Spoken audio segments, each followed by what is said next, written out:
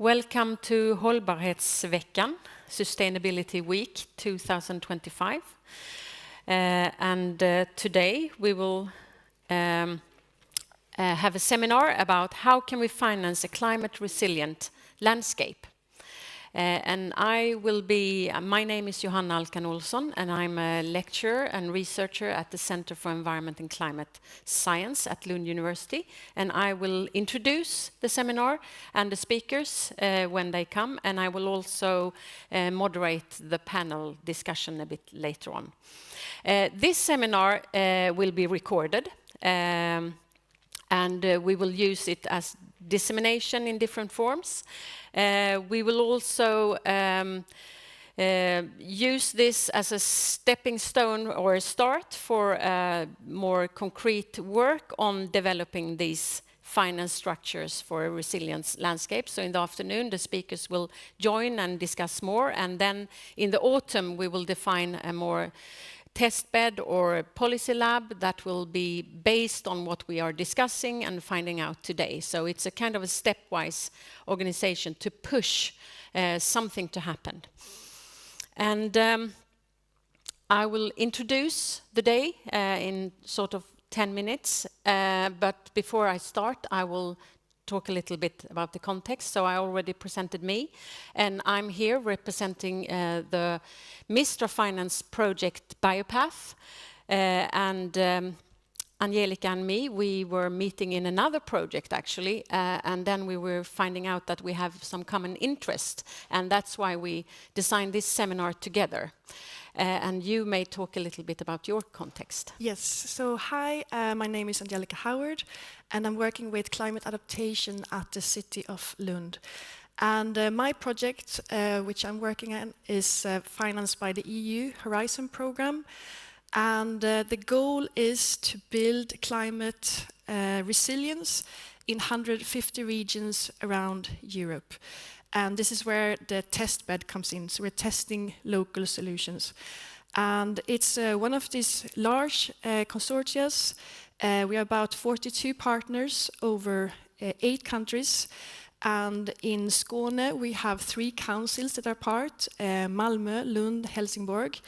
The region of Skåne is also part of the consortium, and also the Swedish University of Agricultural Science and the Sustainable Business Hub that is coordinating our little consortium in Sweden. And this seminar today is something we're doing together as a joint effort between Biopath and Arcadia, since we have a lot of things in common and that we will talk about today. Yeah, and also we have actually 2 partners together. One is the region of Skåne and the other is Malmö municipality. So that's also interesting. In Biopath we have more industry partners. Like you can see, we have 16 industry partners from agriculture, forestry and energy, and also 10 financial partners.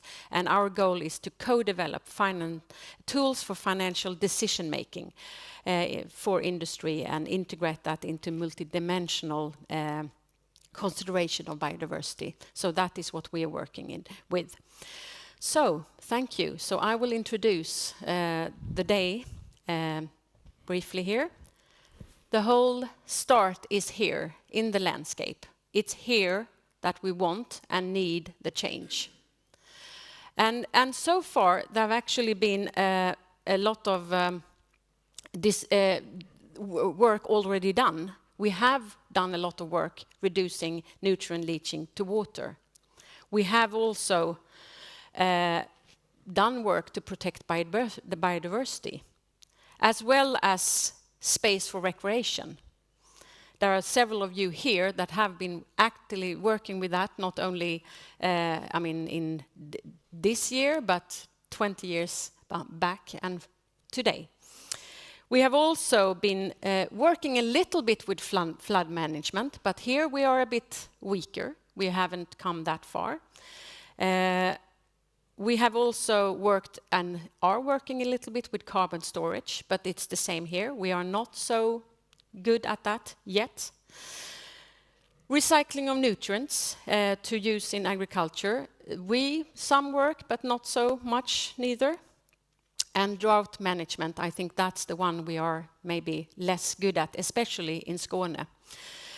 And we have done this mainly with EU money, LUVA, that's national money for different, there are several other sort of bags of money that have been used to doing this work. But that is not enough.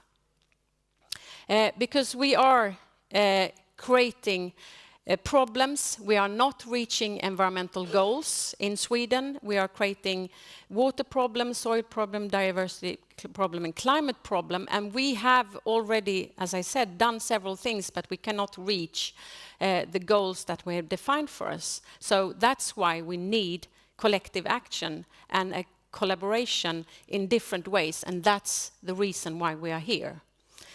And to think of this is that the drought we had 2018, people in national authorities says that if it's not going to rain more, and it rained a little, but approximately this much, we are going into a year worse than 2018 in the south of Sweden. And for agriculture, this is critical. We also have inundation problems in the region that we cannot handle, and if we have the winter like we had not this winter but last winter, we have a lot of problems. This we need to handle, and this we need to find solutions to. And we need to then identify new models for financing the whole problems and or issues we have. So the question is, how can we create new income flows to actually make things change in the landscape? And here we illustrate with bending the curve of biodiversity. That's just one aspect of it. As I talked, there are nutrient leaching, flooding, and so forth. But how can we do it? So far, we have worked quite a lot with tax money, where we have this EU money, we have the LUVA money that comes from tax. We have subventions in the common agricultural politics that is helping us. We have not so much started with fees yet.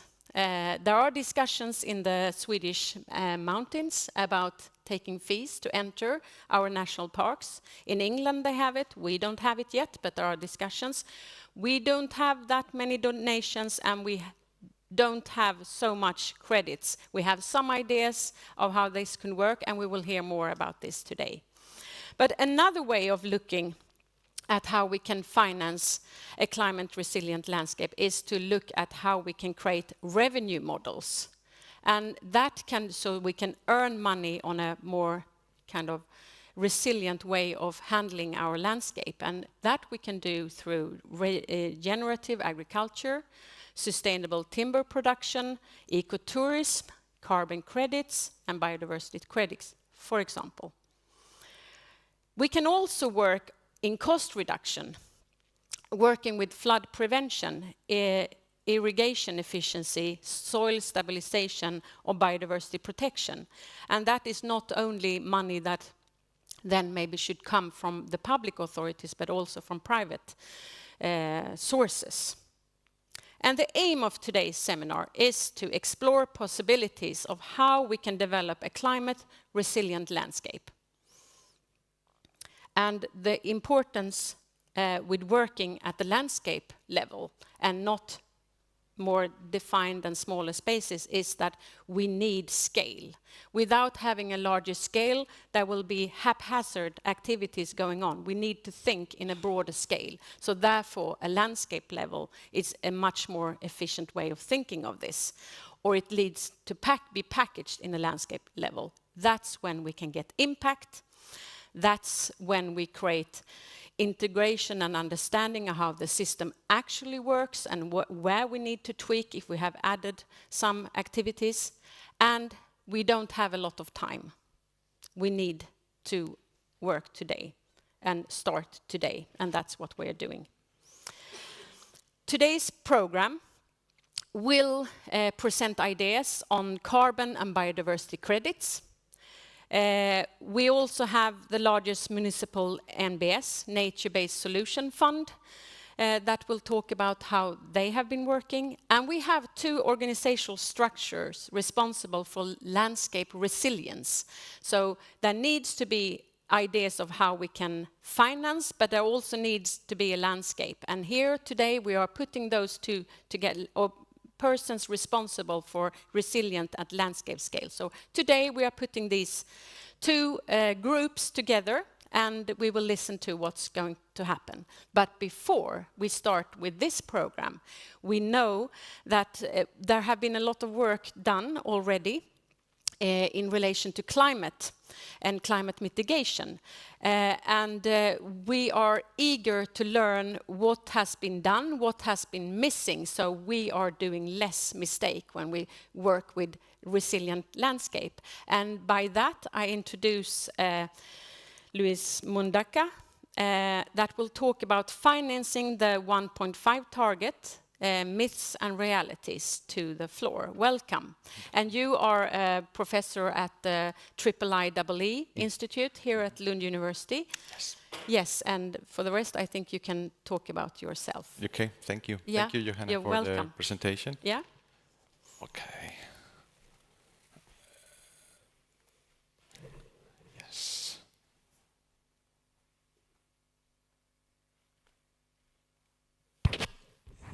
Yes, good morning, everybody. Yes, my name is Luis. I'm professor at the IIEE. IIEE stands for International Institute for Industrial Environmental Economics. Thank you for this invitation, Angelica and Johanna. So, as you can see from my kind of title slide here, I would like to talk about financing the 1.5 degrees Celsius. And I would like to address some kind of common misconceptions and facts about the aspirational goal of the Paris Agreement. So I would like to start off this presentation with a very simple question for the audience. So how many of you think that from a financial point of view, meeting the Paris Agreement is possible?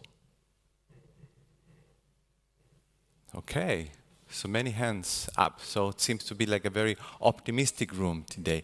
How many of you think that meeting the Paris Agreement from a financial point of view is impossible? Okay. And how many of you simply do not know? All right, so the majority is that we have a very optimistic kind of room. That's good. That's very good. So, that's the question that I would like to address in the next 15 minutes. My departing point for this is, as you can see, the IPCC special report on global warming of 1.5 C. I had the opportunity to be part of this IPCC effort.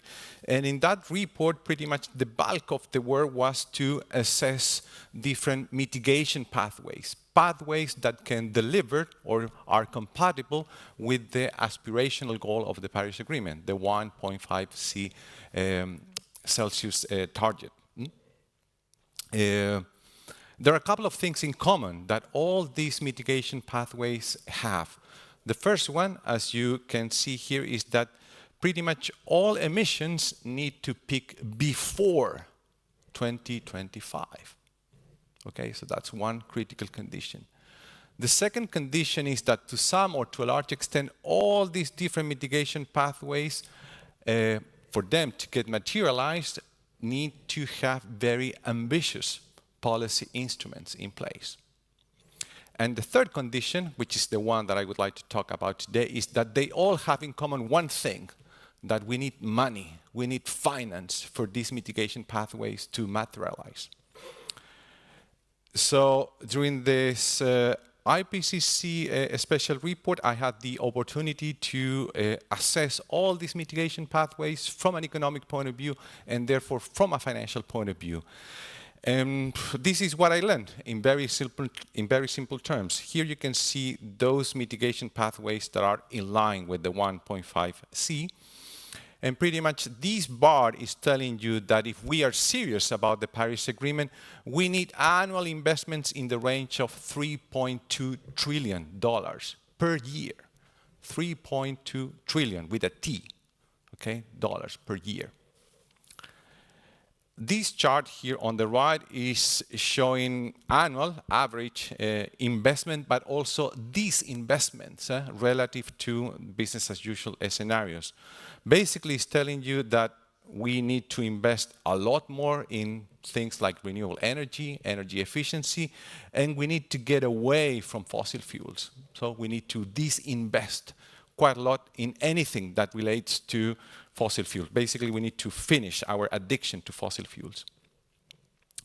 But these figures are average figures. So when the full range of estimates are taken into account, then we ended up with something like this. So the full range of estimates indicates that in order to meet the 1.5C, we need something like anywhere between 2.4 and 4.7 trillion dollars of investments per year.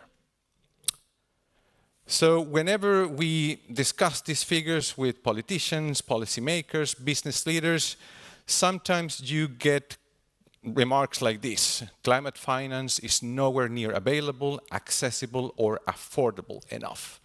So some of these remarks might not sound very optimistic, very positive, and not very solution-oriented.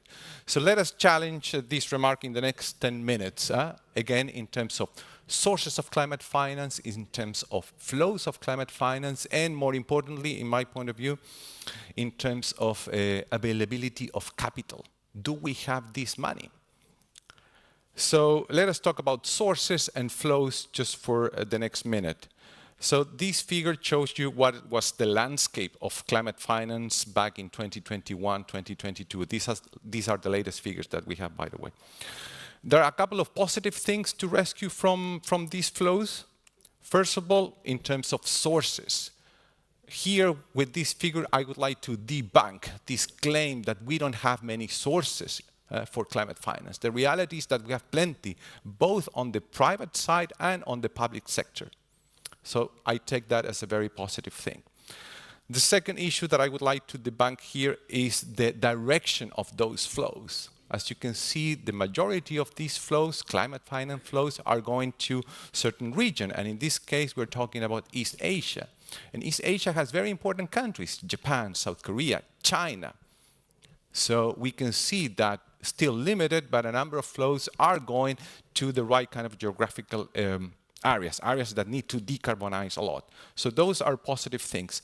Unfortunately, though, we have this, that currently our finance flows are not enough. So that figure is around 1.1 trillion.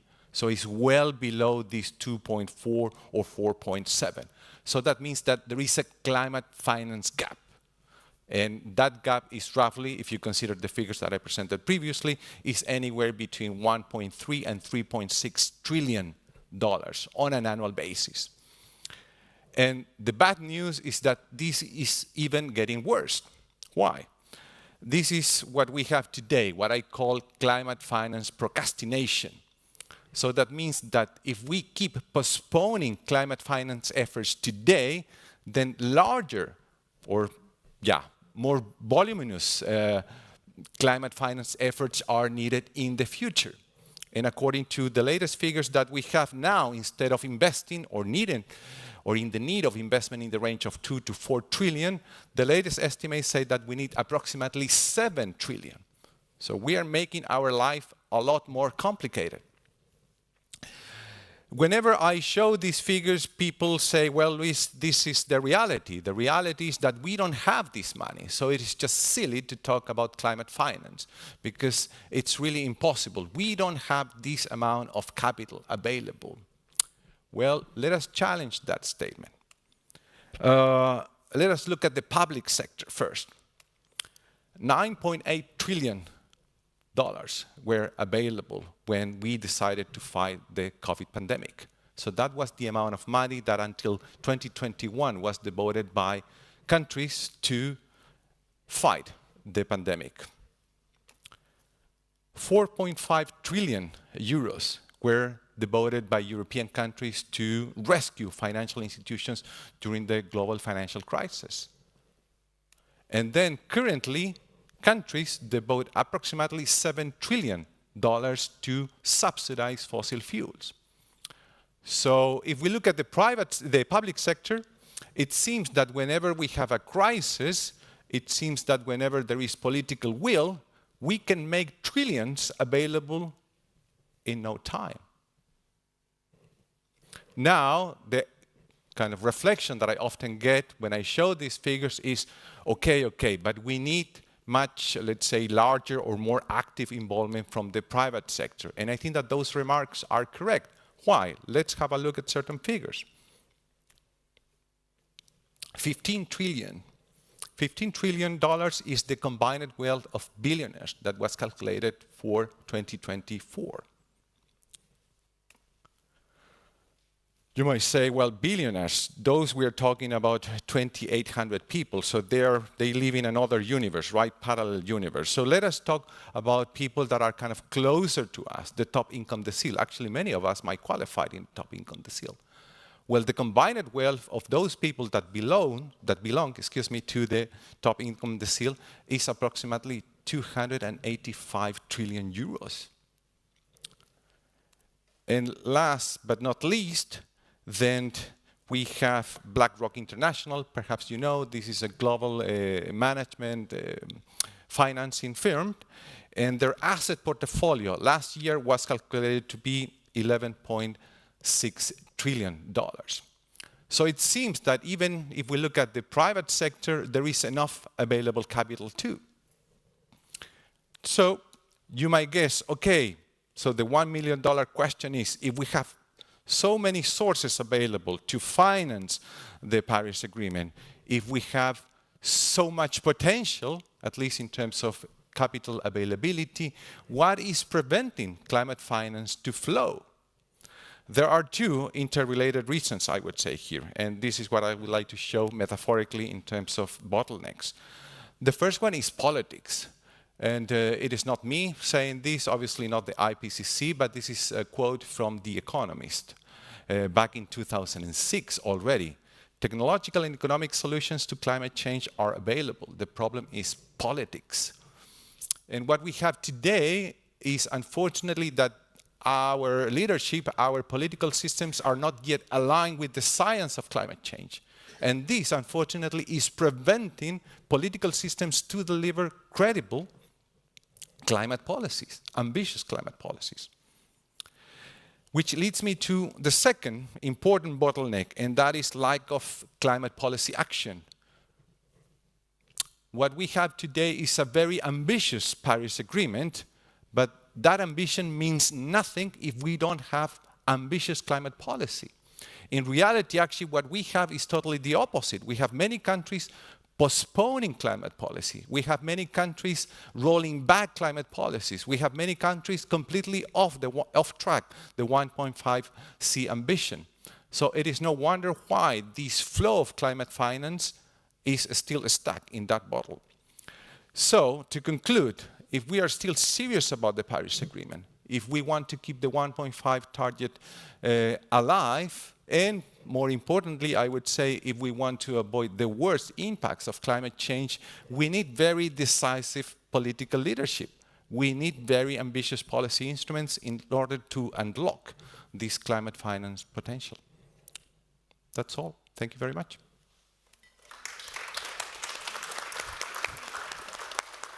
Thank you very much, and I think this is really interesting food for thoughts and bringing that into other work. In the EU currently, there is a lot of work going on in trying to make landscapes more resilient, for example, the Restoration Directive, but also a lot of legislation targeting industry, where they need to account for biodiversity and different kinds of similar activities.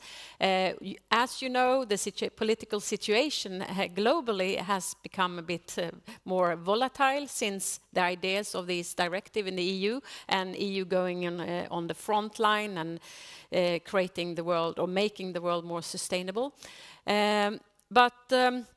I think this is important to bring with us. And before we continue now, we will have a little sort of deeper dive into what a climate resilient landscape could be. So I welcome Angelica up here on the floor. Welcome. So hi again, everyone. I will be talking about the case for financing a climate resilient landscape. This presentation is structured in two parts. First, we're going to look at the impact of climate change in Skåne, and then we're going to look at the concept of a climate resilient landscape. So, first part, climate change. We are the first generation to feel the impact of climate change, and the last generation that can do something about it.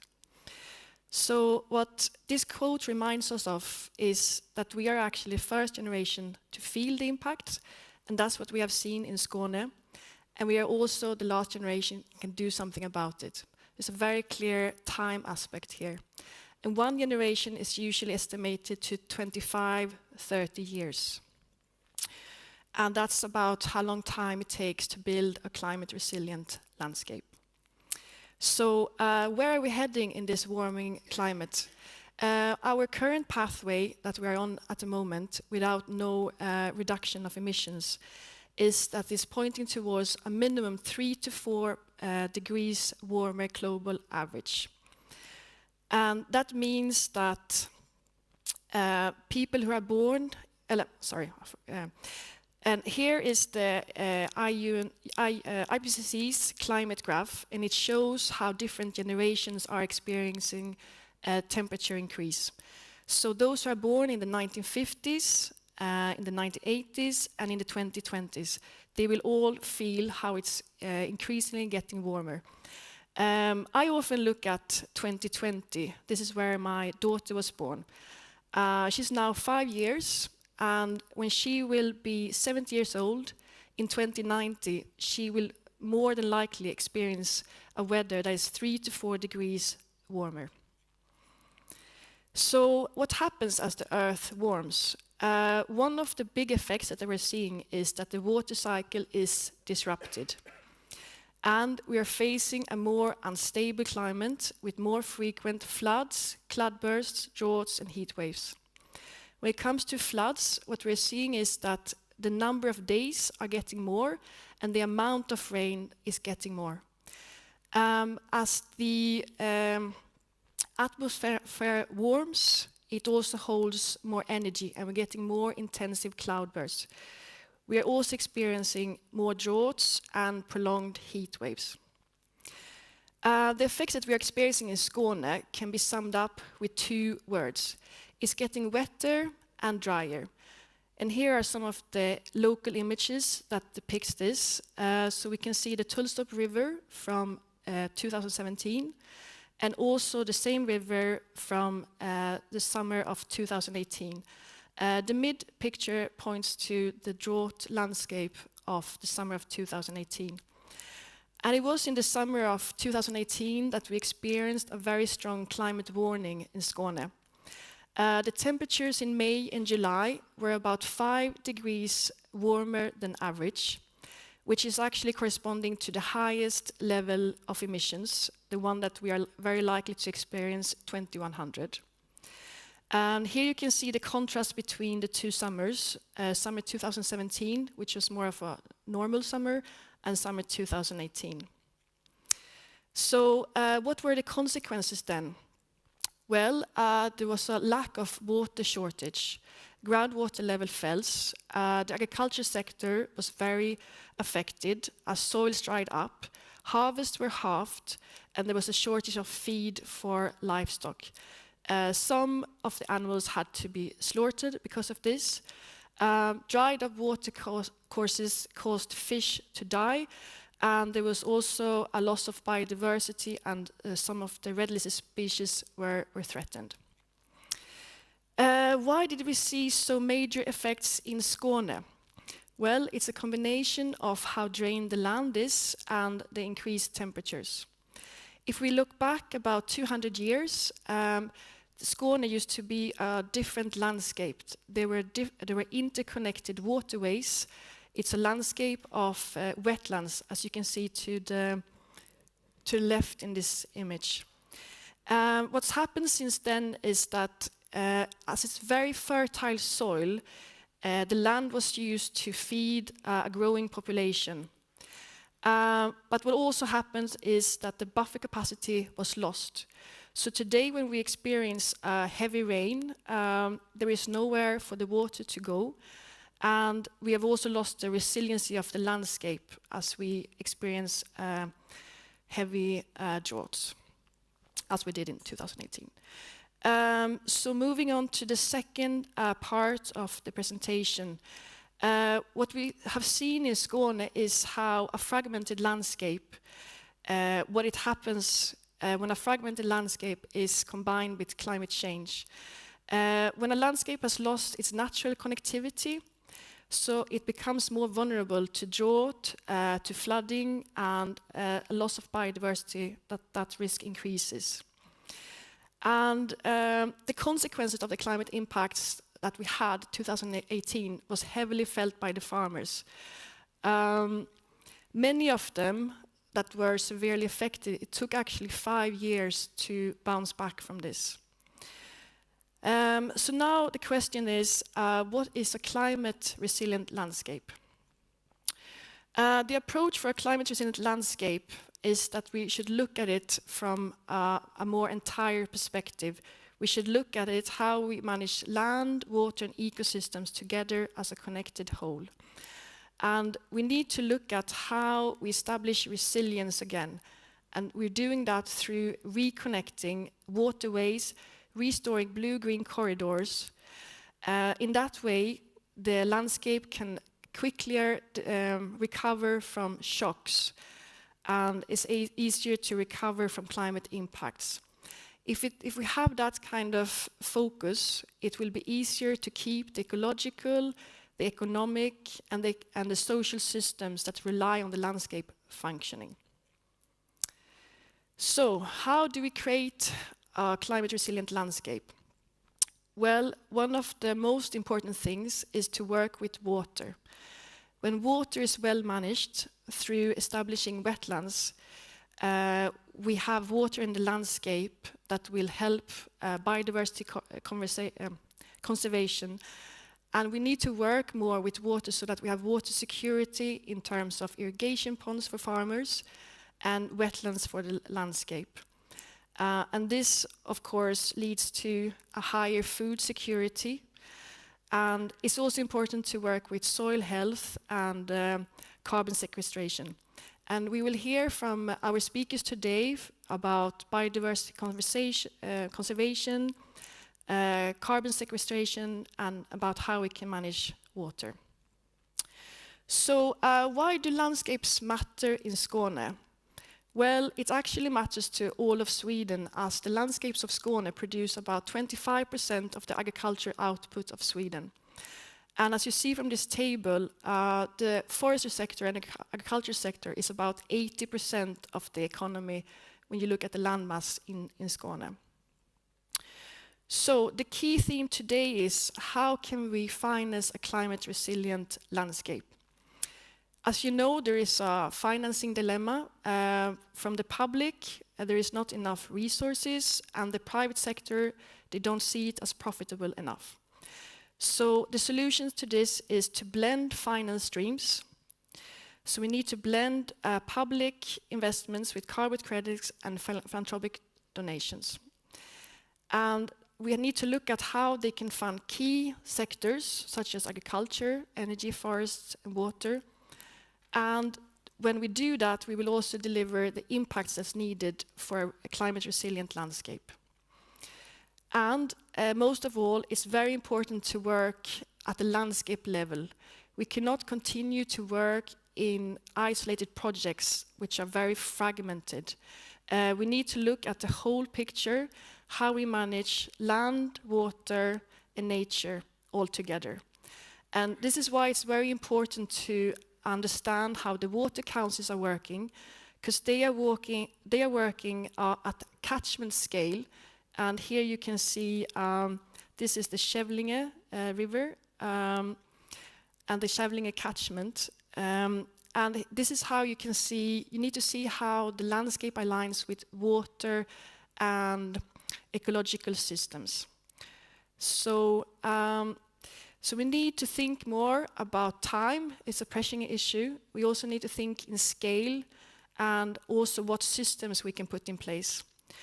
And we're going to look at some examples now of how we can finance this landscape. And I'm very pleased to hand over to Clara Lindegren, and she will be talking about soil health and how she works with landowners to increase carbon sequestration and how she creates value for both farmers and for the climate. Welcome, Thank you. Clara. Thank you for your presentation. Yes, hello, nice to meet you everyone. My name is Clara Lindegren and I am project manager at Svensk Kolinlagring. We are an expert-led, wait, I need to change image. Yes, we're an expert-led, not-for-profit organization and we're on the mission to transform the food system. Today, sorry, I need to do one little thing here. Yes, so we've heard about the drought in 2018, and that's actually also when the idea for Svensk Kolinlagring was born. Some of my colleagues were going through Skåne and they saw the topsoil just blowing off the fields.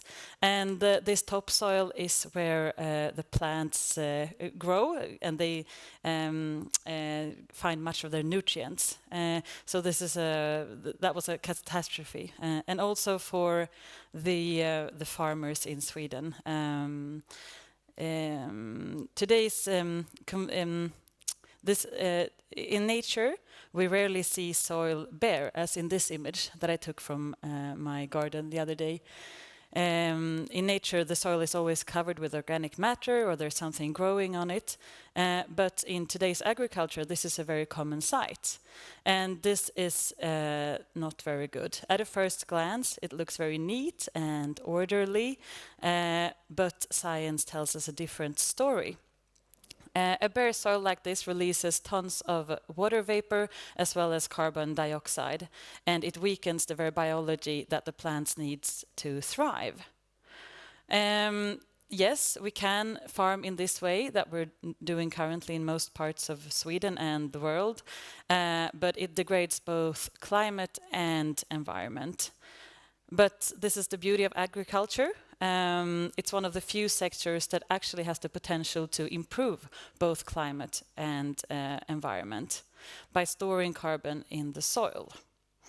But for that to be possible, we must create the right conditions for plants to draw down as much carbon dioxide as possible, and then we need to make sure that the carbon stays in the ground and doesn't leave again. To track back to financing, this is a service that the farmers can provide all of us with, a climate service. And in that case, I think that the farmers should get paid for this. But back in 2018, when we started, there was no business models like that in Sweden available. So we decided to build one, and that's how Svensk Kolinlagring began.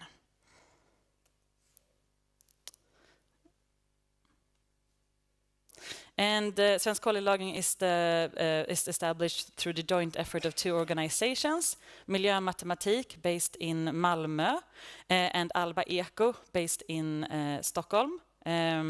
Miljömatematik focus on system transformation and data-driven solutions for sustainable food systems, and Alba Eco specializes in communicating ecological science and translating it into action.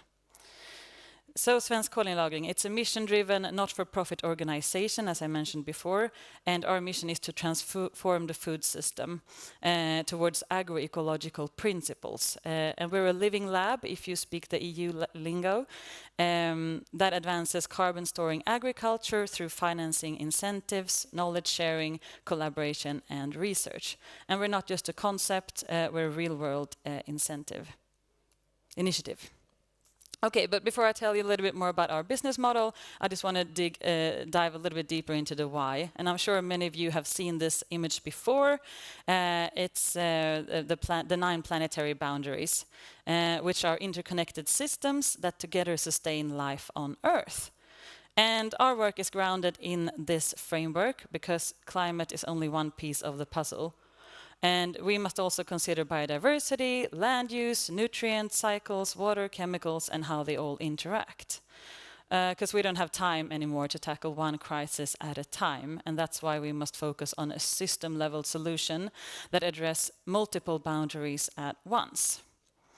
And the food system is one of the single largest drivers of environmental degradation globally, and thereby it's also one of the most powerful places to act. By transforming the food system, we can directly impact climate, biodiversity, land use, phosphorus and nitrogenous flows, and water use. And we're called svensk kolinlagring, Swedish carbon sequestration, but we're not about only carbon sequestration. This is about soil health, this is about transforming the system. But when we started and when we launched our program, carbon was a lever that we used for engaging companies to invest. Yes, and just a little bit more about the why. This is a graph from the Eat Lancet report, but it shows one of the IPCC scenarios. And in fact, in every scenario where we meet the climate goals, we do, among others, two things. We drastically reduce emissions, and we transform agriculture globally from being a carbon source into a carbon sink. So right now, agricultural land is still emitting carbon, as you can see, the red curve, the dark red curve. But to mitigate climate change, that curve must shift and become dark green instead, meaning that agricultural land is removing carbon from the atmosphere. And today, the oceans, shown in blue, does most of the work when it comes to absorbing carbon dioxide. But oceans are reaching their limits, and they're getting saturated and won't be able to absorb much more. So this is where agriculture steps in and takes over. And however we go on from now, every ton counts, and every tenth of a degree matters. So it's super important that this is done. The IPCC made it clear this needs to happen on a global scale, but of course they didn't say who should do it or how. And svensk kolinlagring is our answer to that call. So we decided built a Swedish program for carbon sequestration in agricultural soils. And it's a market-based solutions where farmers get paid to improve soil health and store more carbon by introducing practices on their farms. And the funding comes from companies and organizations like food brands, consultancy firms, municipalities, banks, insurers, who invest in verified climate action by financially supporting the transition of Swedish farmers. And a significant share, 2/3, goes straight to the goes straight directly to the farmer. But we also work with knowledge sharing, networks, research, and model development, because this is still a fairly new field, and there's a lot that needs to be done to make this happen.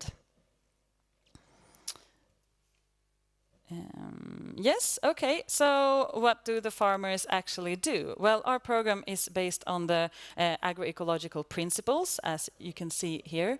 And it's about mainly four things that needs to be done. The fields needs to be green. We need to keep fields green year-round with living crops and living roots. Because photosynthesis is the foundation of sequestration, and that's why maintaining living vegetation on the field as long as possible is essential. We need to maximize the diversity, because increased diversity both above and below ground in the field, on the farm, and across the landscape is super important. There's a broad consensus today that diversity strengthens the sustainability and resilience of farms. We need to minimize the disturbance, such as tillage, chemical pesticides, and herbicides. And this is because we need to rebuild the ecosystem in the landscape. And if you keep on disturbing the organisms, that the ecosystem falls apart, basically. And we need to maximize biomass above ground, and that's because if we have a large crop, a crop that's producing a lot of biomass, then we have a lot of carbon sequestration as well. Okay, thank you. Okay, so in our program, farmers and investors can choose between mainly 4 different pathways. We're quite flexible actually when it comes to the investments that they can do in different ways, but these are our 4 main pathways. And the first one is a carbon credit, which is a quantified carbon sequestration, and it comes with added value. As I told you, we work a lot with soil health, which is our main focus, and that means that we get all the additional values as well. But the carbon credit, it's verified by us, and the farmers must reach different criterias for us to be able to verify this. Yes, but also we don't want this to be some sort of greenwashing thing, so the investors also must fulfill criteria. They must have goals, targets that comply with the Paris Agreement. Yes. And that's it. Okay, so and then the second package is the transformation package, because not all farmers know enough about carbon sequestration to produce carbon credits today. But there are many farmers that are super interested and that want to get started, but they need to start a little bit smaller, take some steps on the way before we can say that, yes, there has been carbon sequestered on this field. The transformation is for the beginners, but it's also for the very, very front runners, the farmers that are actually leading the way for everyone else, trying out new specific methods like compost teas and things that they believe really improve soil health, but that we can't, with the support of science today, say that, yes, 1 ton of carbon has been sequestered on this field. So in this package there are no carbon credits, but it's very, very important to get financing here as well. And actually we have a lot of investors that choose this package instead of the carbon credit package. Yes, and then our third package is within the value chain. As I told you, many companies need to, of course, lower their emissions, and a lot of companies within the food industry, as well as banks and insurers, do have farms in their scope 3 emissions, and that's and here we help farms. Here we work together with parts or a whole value chain to lower emissions and also to increase carbon sequestration. And our fourth package is an intensive site where we do take measurements more often and to greater depth for the development and research on carbon sequestration in agriculture. All right, and how can the companies use this? Well, our carbon credits can be used as removals beyond value chain mitigation. This is according to the GHG and SBTi, if you know that lingo. I was supposed to answer a question about that. So this is the gray field, scope 3 emissions. But also, of course, we within the own value chain work, we help companies to lower their emissions, the farm-based emissions, and also and also for the companies within the value chain.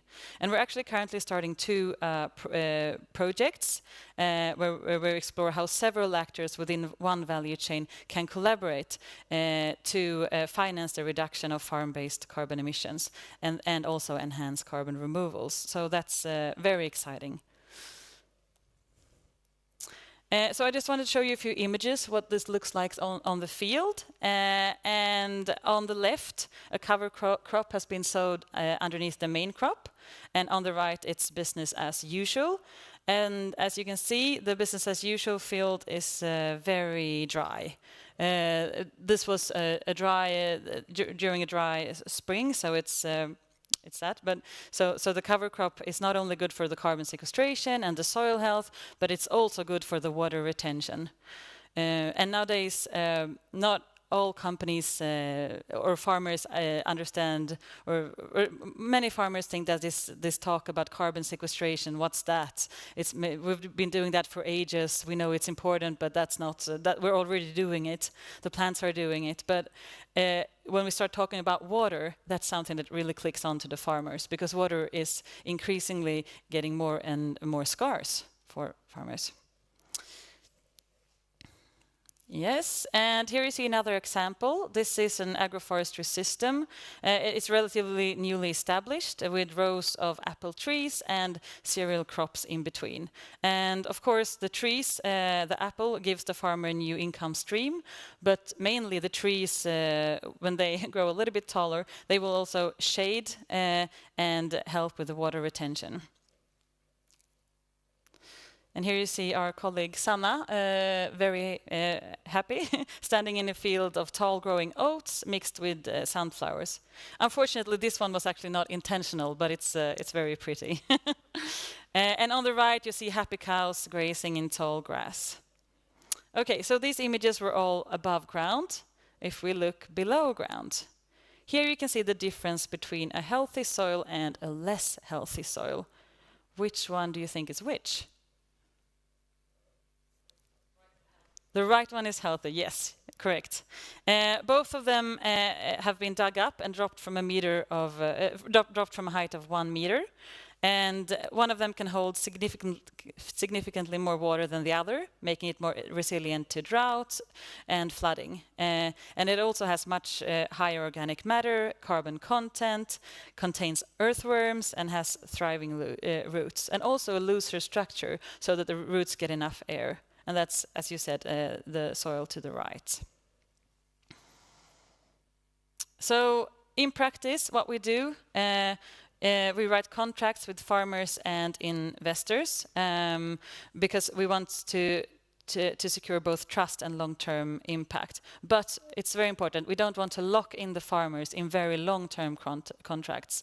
So we're doing 5-year contracts together with the farmers. We have a digital platform for the farmers to support them in planning, documenting, and reporting their carbon farming activities. We're also a knowledge hub and have advisory services, because it's really tricky to transform from conventional agriculture into this type of carbon sequestering agriculture. And our agronomists and experts help them translate the science and to succeed in implementing these new practices. And we of course verify that they've verify and measure and monitor that they have followed through with their implementation of and we issue carbon credits when the practices are verified, when they've met our criteria.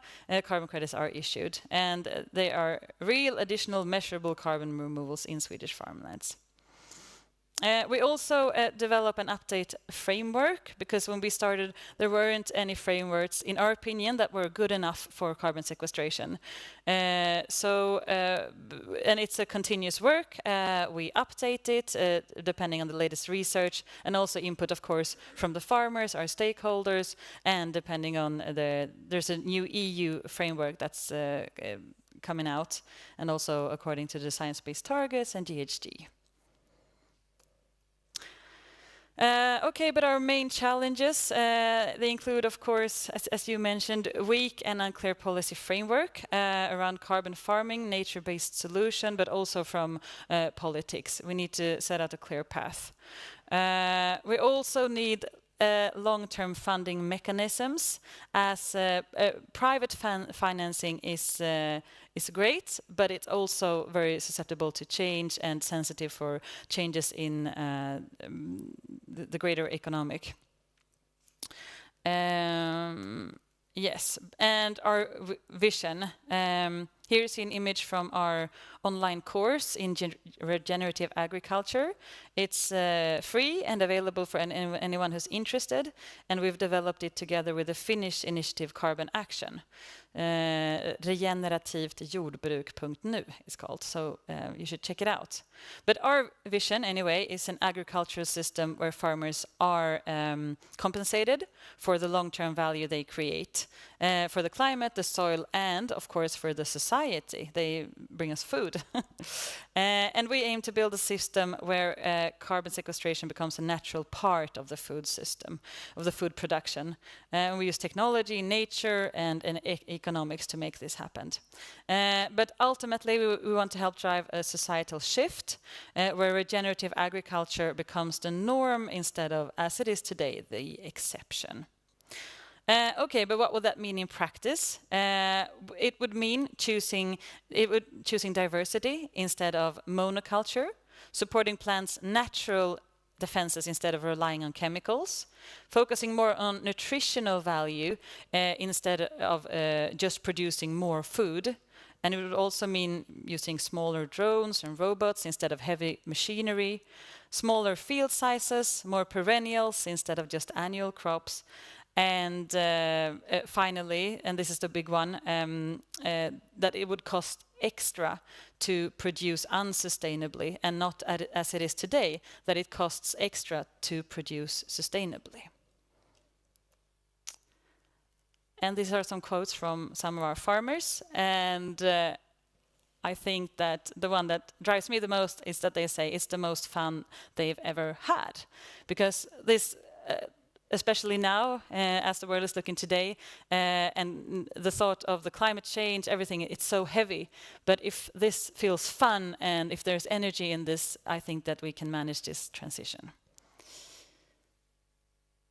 Yeah, so thank you so much. And these are my contact details if anyone wants to reach out later. And we use this quote from Buckminster Fuller, that you never change things by fighting the existing reality. To change something, build a new model that makes the existing model obsolete. Thank you. Thank you very much for that. And having fun, that I think it's a very nice step, and maybe also the farmers are quite happy and when they can work without filling in the EU forms, which they don't think are very fun in general. So I think this is an extra money coming from another flow is very interesting. Now we are moving over to Nova Tua and Victor Elliott from Gothenburg University. Please. Thank you, Johanna. And thank you for allowing me the opportunity to be here. Natura Tuva, not Nova Tuva. So yes, my name is Victor Elliott, and I'm just going to start by showing you a few slides of what I do on a daily basis. I'm a researcher at the School of Business, Economics and Law at Gothenburg University, and I work within the Biopath consortia together with Johanna, and there we are working on trying to integrate biodiversity into financial decision making. The reason that I, working as a researcher at the School of Business, specialized in financial institution, is in that program is exactly what you said. We need to become better at channeling private money towards nature and towards climate. And I think there's more and more people talking about this, but actually doing it in reality is still fairly scarce. So thank you very much for your interesting work in this space. And that's also why I'm here. Another project that I'm working on is called Sambio, where we work with sort of spreading the knowledge about biodiversity. We work together with knowledge and science centers around Gothenburg region. And then we have recently funded or started an initiative called BIGO, which is a handshake or a pledge for biodiversity and ecosystem services in the Gothenburg region, with AstraZeneca, Skanska, Volvo Cars, the city of Gothenburg, Gothenburg University, and Vectura, which is a real estate company. So for other associations or companies interested in joining the handshake or the pledge, you are very welcome. We have our next event at Volvo Cars on the 26th of May. So that will be fun. But today I'm here to talk about Natura Tua, which is an initiative and an ambition to do something in reality as well as in science. And Natura Tua stands for Your Nature.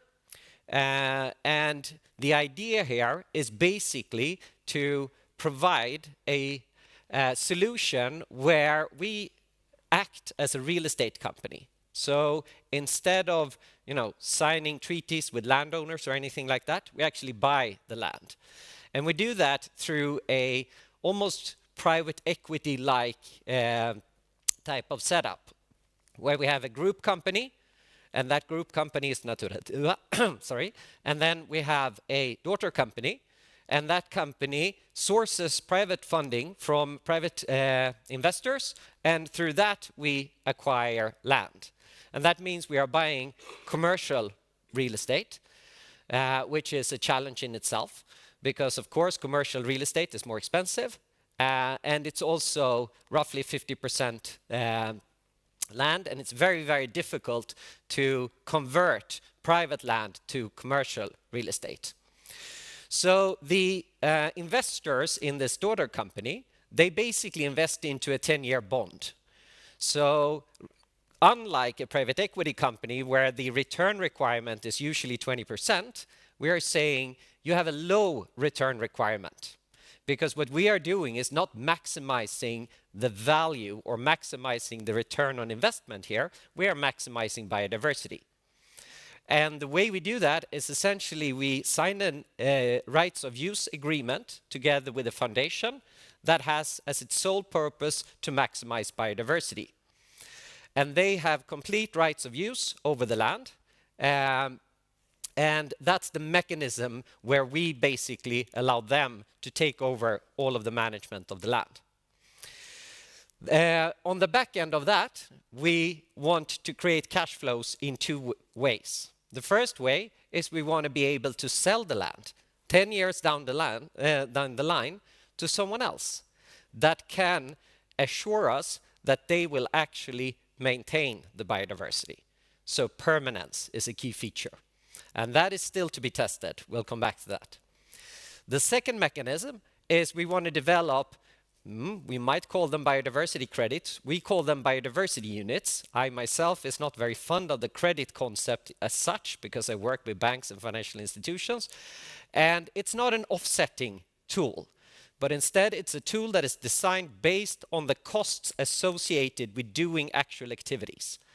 So if you look at the current pricing of a biodiversity credit today, the average price, and this is based on a figure from a large Australian think tank that has collected, is $20 on an annual basis for 1 hectare biodiversity credit.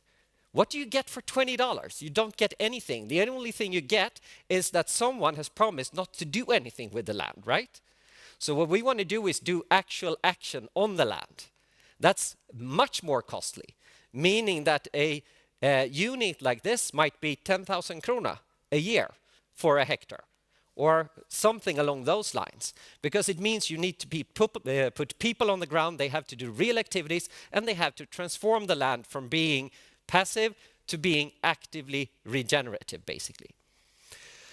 So we started this endeavor, and Peter is here in the room. He started it in 2022, and roughly I think we met in the summer of 2022 when I was involved in a innovation project funded by Vinnova on creating a platform for biodiversity credits. And then we started ramping up by mid-2023. And this is also where we gathered the private investors, and we bought our first property in Småland in January 2024. So that's 55 hectares of land. And in the summer of 2024, we did a nature value inventory according to the Swedish standard, because we had to find a baseline. What is the current status of the biodiversity on site right now? So we used a third-party actor to do that. And then we are currently in the process of doing another inventory through technology, together with a company called Pivotal, where we will be using drones, sensors, and satellite data in order to get a sort of new way of inventorying this. Because doing a natural value inventory on 55 hectares is roughly 120,000 SEK. So if you think about that, and if you think of, we have roughly 41 million hectares in Sweden, and you basically do a back of the napkin calculation, you will roughly get to 100 billion SEK in just doing the inventory if you want to create a baseline for Sweden. Now, of course, this is widely simplified, right? But still. And that has not yet, then we haven't yet started talking about, you know, the continuous monitoring of this land, which we also have to do if we are to actually create the market for these types of biodiversity credits. So, of course, we need to try to develop technical tools in order to do this more efficiently and more scalable. So, based on this, we aim to sell our first biodiversity units roughly now. So we are out marketing them and trying to find buyers. And as we'll come back to, that's easier said than done. Because, of course, this is a new type of market and buyers are still fairly immature, and there's a large knowledge gap in explaining what is a good biodiversity unit versus a less good or a less high integrity type of biodiversity unit. And towards the end of this year, we hope to be able to buy our second property. So this first one was 55 hectares. We are thinking in terms of the next being in the lines of 200 to 500 hectares. So it's a lot larger. And then we are aiming to scale this quite quickly. So that's the idea. So we are a small team. As I said, Peter is here in the room, Martin as well. And in addition to me and Peter and Martin, Richard, who is a lawyer, because there is a lot of contractual agreements that you have to sign in this process. So it's very useful to have a skilled lawyer involved. And we are working together. You see one problem in this slide, and that's diversity, right? So if you are aware of skilled females in this domain, we would be very happy to onboard them. That would be extremely helpful. So just to give you a little bit of sense of the background, where are we coming from and why do we think this is an interesting market to be in? Well, we are all aware that the economy is highly dependent on nature. We wouldn't have an economy without any nature. And ecosystem services, of course, create an extensive amount of services for us.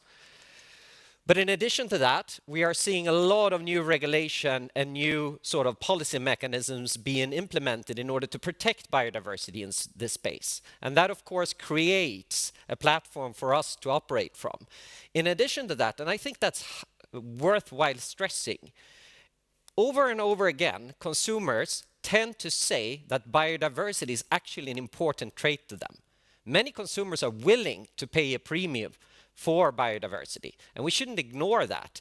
But we are maybe not good enough yet to actually communicate what constitutes a product or a service with a high biodiversity imprint, whereas a product that doesn't have it.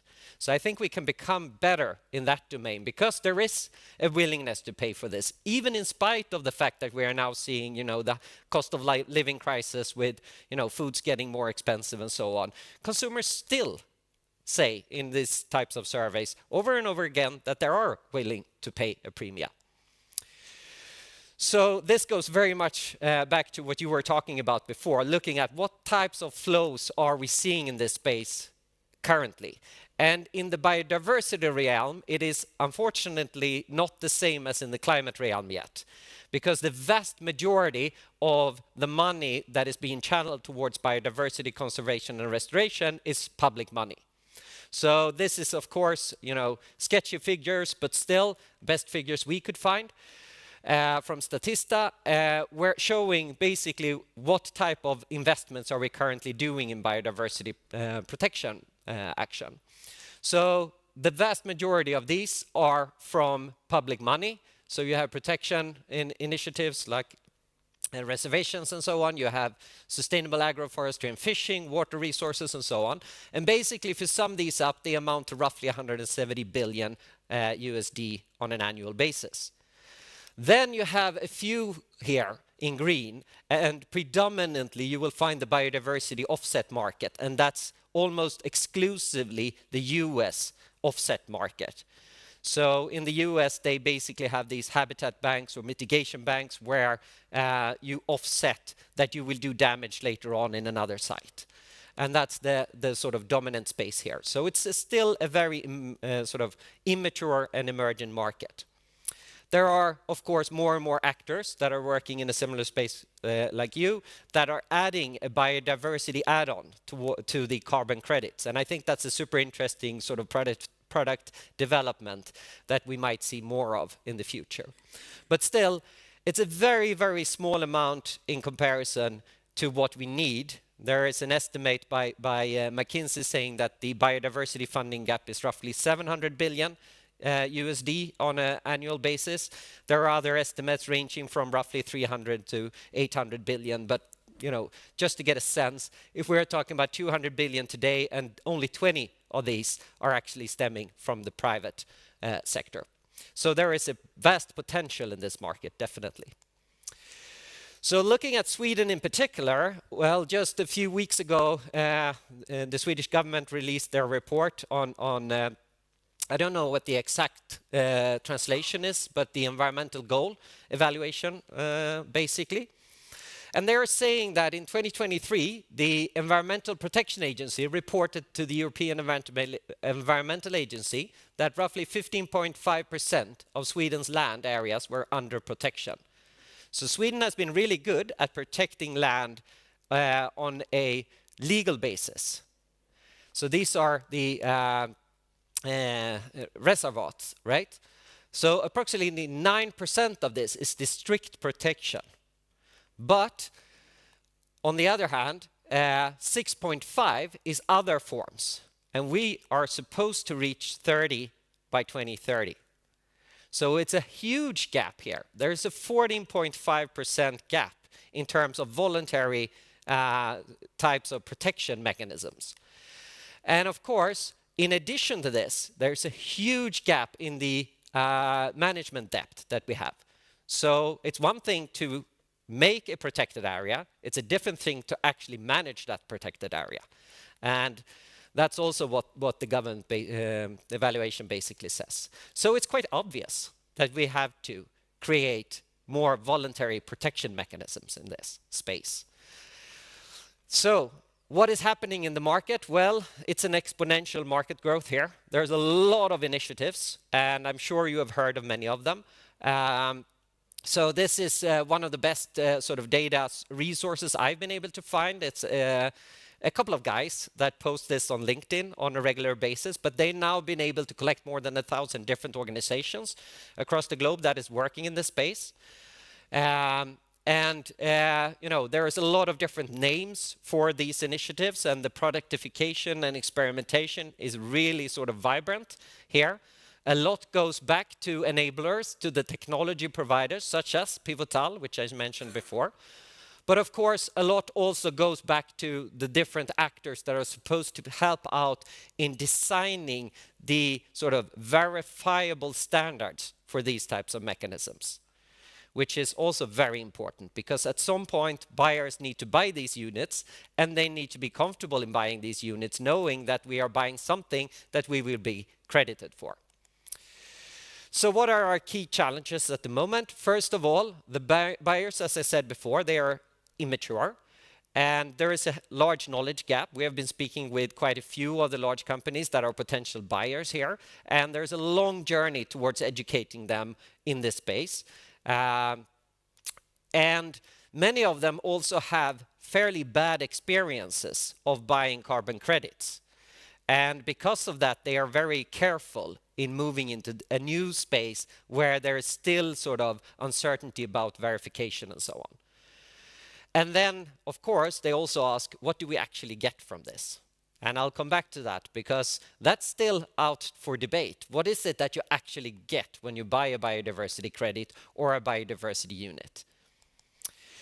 So another aspect which I talked about before is that active nature restoration and conservation is costly. And this is another part of the communication effort that we need to provide here, because it's one thing to let land be. It's a very different thing to actually manage that land. And a key challenge here is proving additionality. So as I said before, the way we've designed it is that we sell units where the buyers actually buy for the activities that's being done.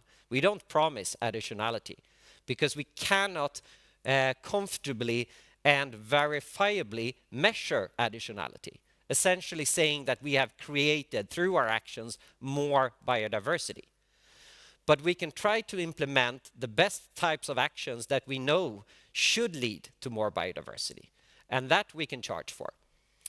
So, and in that process, we can learn how to evaluate and measure additionality. And of course, we need to have these inventories, but we also need to sort of follow the evolving technology in the space. And in addition to the ones I mentioned before, we also have the environmental DNA technology, which is emerging quickly in this space and is fairly promising.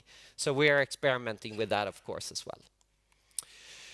So what do you get? Well, the idea is that you should get a high biodiversity or high integrity biodiversity unit because it's linked to the actions that we perform on site.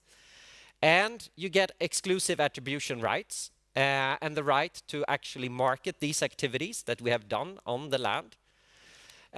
You get project-specific data, and that's something we are developing now together with Pivotal. And you get the opportunity to become a partner in this process of developing this market, because we are very much in the forefront of developing this market as such. Now the question is this enough? Well, I'm not so sure. It might be that we have to add additional features to this productification before it's actually good enough to motivate the buyer to pay 10,000 per hectare a year for a unit like this.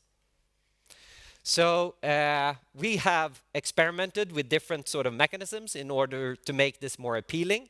This is our Pokemon card type of idea, where essentially you can look at the unit like this. So it's an investment time of 10 years. It's a baseline where we have done through a manual baseline with NVI status 3. It's a type of biotope. You can look at which sort of standard we are using in order to verify. You can look at potential links to additionality, main indicators, activities that are going to be completed in 2025, and a current value. And the idea behind this type of productification is to move from something that is simply paying an annual charge, which ends up in your P&L, it's a cost, right?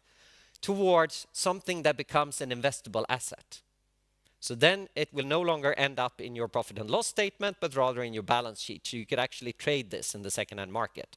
And I think that's super interesting in the future towards productification.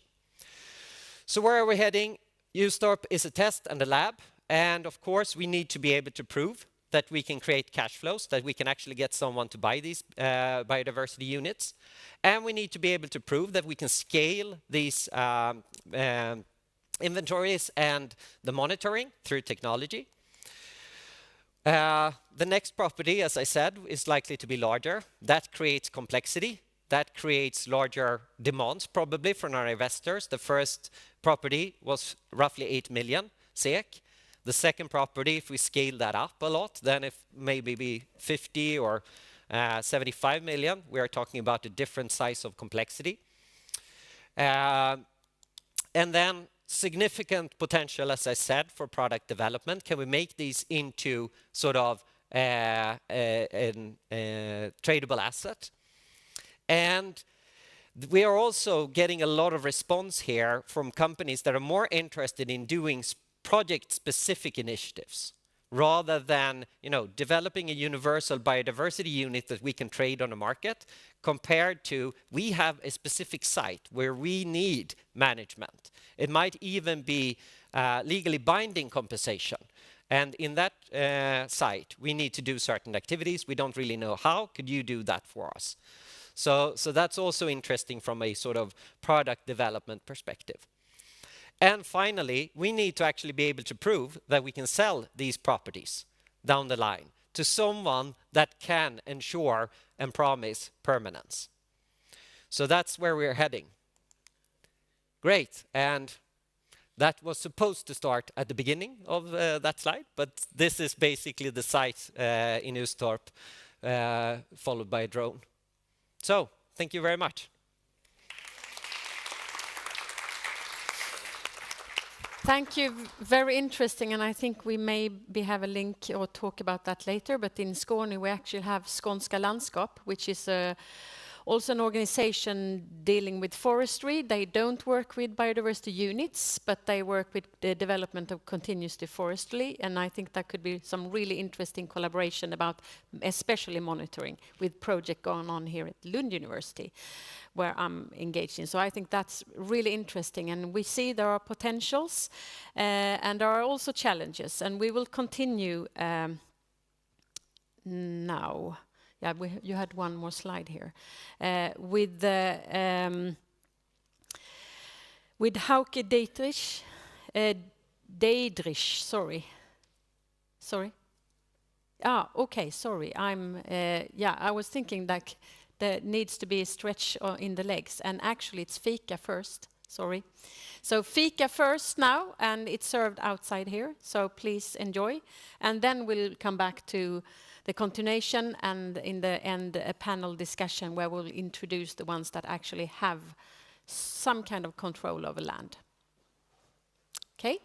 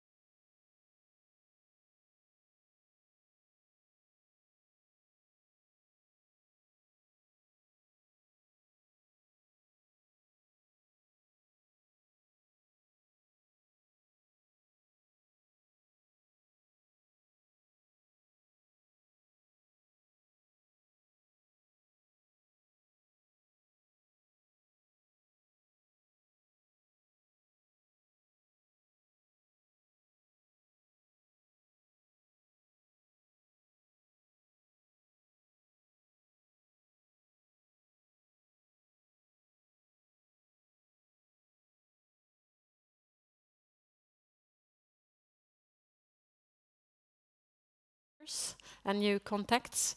And now it's time for insights from Europe's largest municipal fund for climate innovation. And Hauke Deidrich, it's another way of financing climate actions or actions for nature. So the floor is yours. Great, many thanks. Thanks for having me here. So I'm going to present a bit of our climate innovation fund we have in Stuttgart. We are going, my slide is also here, okay. I'm going to present a fund, a bit of our challenges, of our success factors, what we have learned in the last years where we have had the fund. The fund started actually in the science festival in Stuttgart, where our mayor was here depicted with our prime minister, realized that Stuttgart is actually a city of science. We have a lot of university, we have a lot of research institutes, and he wasn't aware of it. Our mayor himself wasn't aware that Stuttgart is a science city. So he decided that we need to do something to make it more visible. And at the same time, he was developing a climate program. He found in our budget 200 million euro and said that will be a climate fund. And out of this 200 million euro, he put 10 million for the climate innovation fund with the aim to make science in the climate area more visible. And then I started with the city of Stuttgart, and we made it a bit broader. So we did not focus on science only, but also on businesses and on the civil society. And yeah, our focus shifted a bit from making science visible to find scalable solutions for climate innovations. So that was the Stuttgart Climate Action Program, where we got 10 million euro. And a year later, we partnered, and 2 years later, we started the cooperation with the Nature Conservancy. It's for NBS. They had a special funding line for nature-based solutions and gave us 750,000 euro. And we made a new funding line of 3 million euro only for nature-based solutions, climate innovations in the field of nature-based solutions in Stuttgart. I'm not sure if you know the Nature Conservancy. In Germany, it's not very well known. It's one of the largest nature organizations in the world. I was surprised by myself that I don't know them. And they were looking for the Nature Conservancy in Europe, looking for municipalities in Germany to partner for nature-based solutions. There was also one staff member of the Nature Conservancy who sits in our office and supported us on nature-based solutions. And the Stuttgart Innovation Fund, I just want to quickly show you how it is built. We have 2 lines of support. One line is for academia and for businesses, and we give funding, we give grants up to €500,000 to academia and businesses. And for civil societies, we have a new funding line of €20,000. So rather small. They were both together before, and we had a funding up to €1 million as we had more money before. And now we splitted them because we saw the civil society organizations and businesses, academia are quite different in what they need and what they can do. So we split the two into 2 different funding lines. What makes it a bit special is that all funding we gave is results-based. So we have targets they have to achieve in order to get the money. And if they don't achieve the target, they don't get the money. That was one of the conditions we put in here. Then we started the fund where we knew this year, so we have a new funding guidelines since this year, and now provide, instead of 1 million maximum funding what we had before, now have a funding upgrade, we called it. So they can get, if the project performs very well, they can get 50% of additional funding from the city of Stuttgart. And we saw that most projects don't struggle just because they lack money, but it's more. So we called it a kickstart package we provide to the project. which is support in marketing, in project management, coaching, some training in storytelling, all those stuff to make it a bit more comprehensive. 2 times a year we call for new projects, and just had the last call 2 weeks ago, or that ended 2 weeks ago. Now we got new projects, or have to decide on them, and it's up to 3 years that the project is the maximum duration. So, and how do we make sure that that the investment of the city actually leads to impact? The main focus here is results-based financing, the results-based funding approach for nature-based solution projects or for all projects. So, and if there is no result, they won't get money. It's pretty simple. So we can make sure that they actually will have results. And in order to get the full payment, they have to reach all promised results, or and that's quite challenging process, because we have to agree what are the results you have to reach. Yeah? They have to be ambitious, but they have to be realistic at the same time. So the business is actually, Naturatura could have been one of the projects we found, but what are the results? And for us it would be important. I will show another project in a minute, but just taking this example,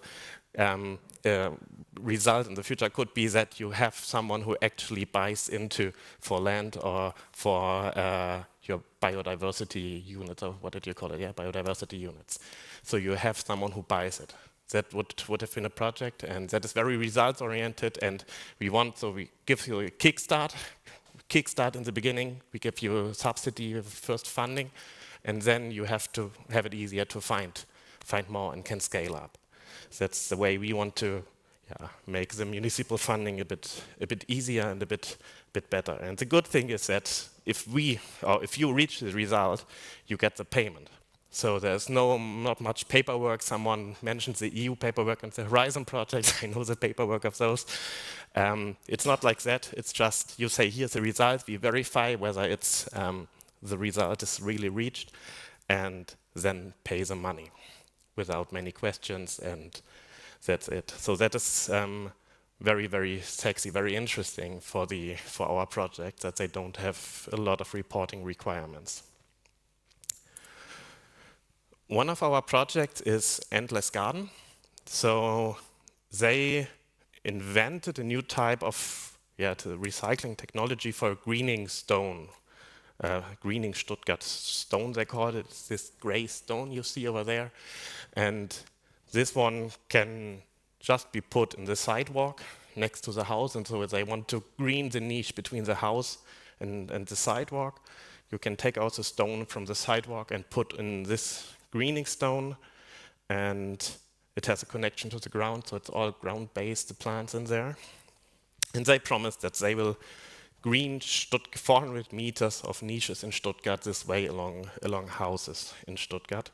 And the stones are paid by the house owners. So it's not that we pay it and they do it and then the project is finished, but like we give an initial kickstart, and they have to find the clients by themselves. And then we usually have milestones. So the first milestone in this case was they have a prototype of the stone, that it's developed, that it's certified, that they can use it in the public areas. And they have a standardized approval process, because obviously if you want to have this in front of your house, you need the approval by my colleagues. And that is not, it took them more than half a year to set up this approval process to get the approval from the city authorities. And then they get milestone payments for 550 meters, 150 meters, and in the end for the 400 meters, they need to build the stone. And in the beginning I said that we have this kickstart package, a bit more holistic approach to the support. So we help them with connecting with the city authorities. We made the connections within the city. We help them with the exhibition of the greening stone at events we have. Or the city as such has several events for house owners, and there they can exhibit the stone. and we have several channels from the cities for the climate, newsletters or LinkedIn accounts and so on. So we help with the promotion of the stone. And we think that this sort of support is much more, no, maybe not much more, but at least the same importance than as the money they get. So that is one of our learnings from the first phase of our funding. Yeah, now I come to the success factors.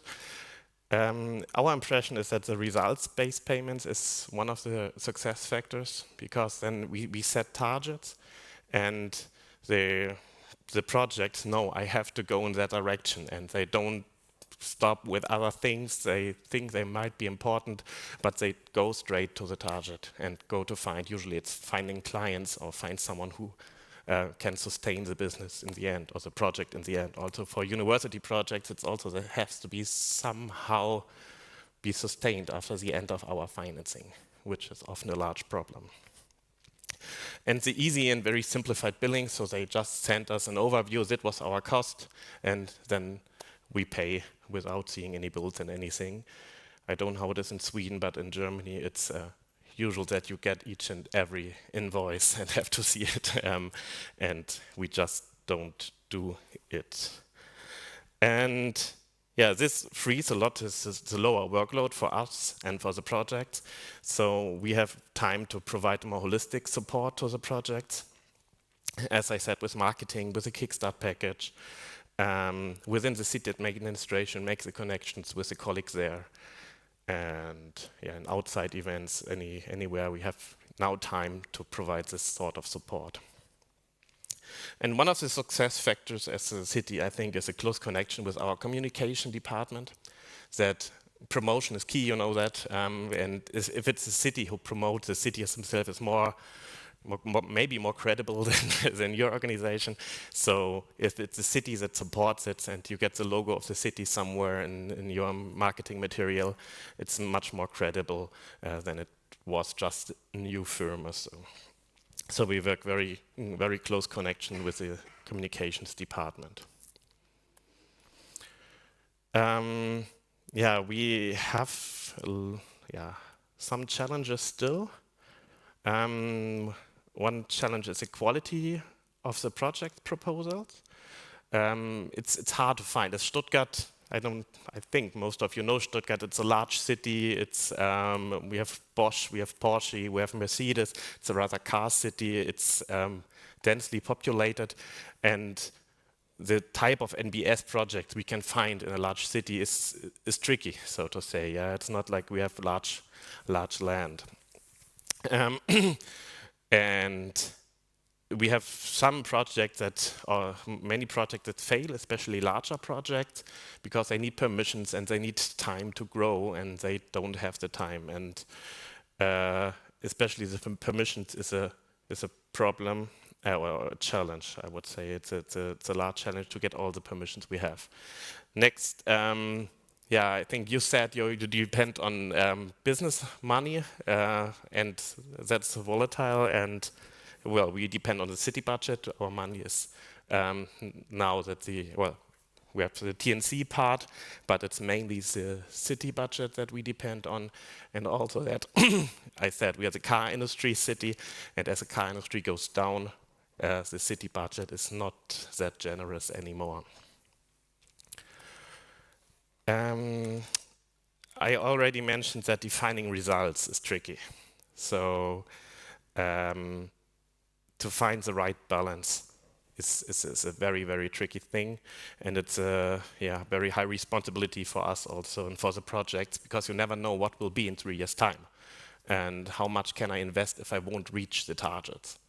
But in the same time, the results-based approach was evaluated very positively by the project. It was more than 2/3 of the project who said it's good and don't change the results-based approach, what was surprising to me. I brought you some statistics over the last 3 years, or 4 years, which was the first phase of the Stuttgart Climate Innovation Fund. we had about 280 applications, and they were asking for 70 million euro, and selected 73 projects with a volume of roughly 13 million. And that is also, it's not only, you can see it's a grants by sector. I didn't manage to translate it in Excel, but you can see it's about 1/4 is Anpassung an den Klimawandel, adaptation to climate change, and the rest is mainly energy, some mobility projects, or sustainable consumption. No, that is smaller. No? Yeah, it's energy and awareness and activation of the society. That is a large project, and in the first phase, 40% of the funding went to non-profits. That will change now, and the main reason is because those were mainly not really sustainable. So they started the project, and in the end, it stopped, and they didn't have more funding. They came again to us, asked for more funding, and they didn't manage to find other sources of financing. And so we go more for non-profits, can be businesses as well, so it's also included non-profit businesses. But this is one thing we change. Yeah, we can have some questions now. I can show 3 or 2 more projects, as you like. Are there any questions at this point? Yeah? I think this is super interesting, and I mean, if you look at this from a potential for blended financing type of solution, do you also sort of think about sort of, okay, you enter with some money and you get, you know, support from other financiers to potentially add additional money to certain projects? Yeah, we're looking into that. The last years we had enough money from by the municipal budget, but we are looking into those. It's a bit more complicated as a municipality. We're also looking in investment opportunities to get in a revolving fund structure, but it's super complicated as a public entity. Another question. You said that it was mostly non-profit organizations that were applying for the MBS. Was it also so for energy and the other areas, or was it municipal unities, or? Yeah, and the other areas were mostly businesses. Okay. More businesses and universities that are doing research in that area. And one question, did you have any, I mean, except for the quality of the project, did you as municipality have any prioritization of type of activities that you kind of thought were, I mean, in line with your strategic documents, or was there anything like that, like kind of a based on, or was it more like bottom-up need identification of things to do? Yeah, we have a strategy, but we don't follow the strategy. Okay. I don't know how it is in Lund, but I work at the Climate Protection Office at the Mayor's department, and we have a very nice strategy, but the rest of the city administration does not follow the strategy. So in theory, there is a strategy, and we always say, please align your projects to the strategy. But it's also so broad that anything that goes into climate is within the strategy. Okay. Yeah, thank you. All right, it's 20 past, or? Okay, thank you.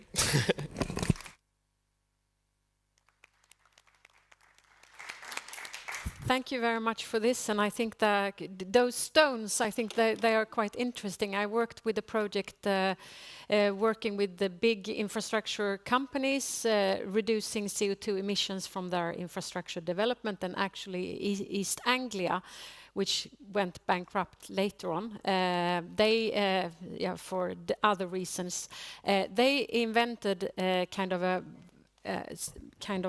those pipes that are using in water management. They made very simple and kind of same kind of types for the whole company, which saved them 10% of CO2 emissions. And I think that's really interesting. And I think the stone you have developed is something you should sell, for example, to Malmö municipality, which is in deep need of that stone. So there is a business opportunity for that.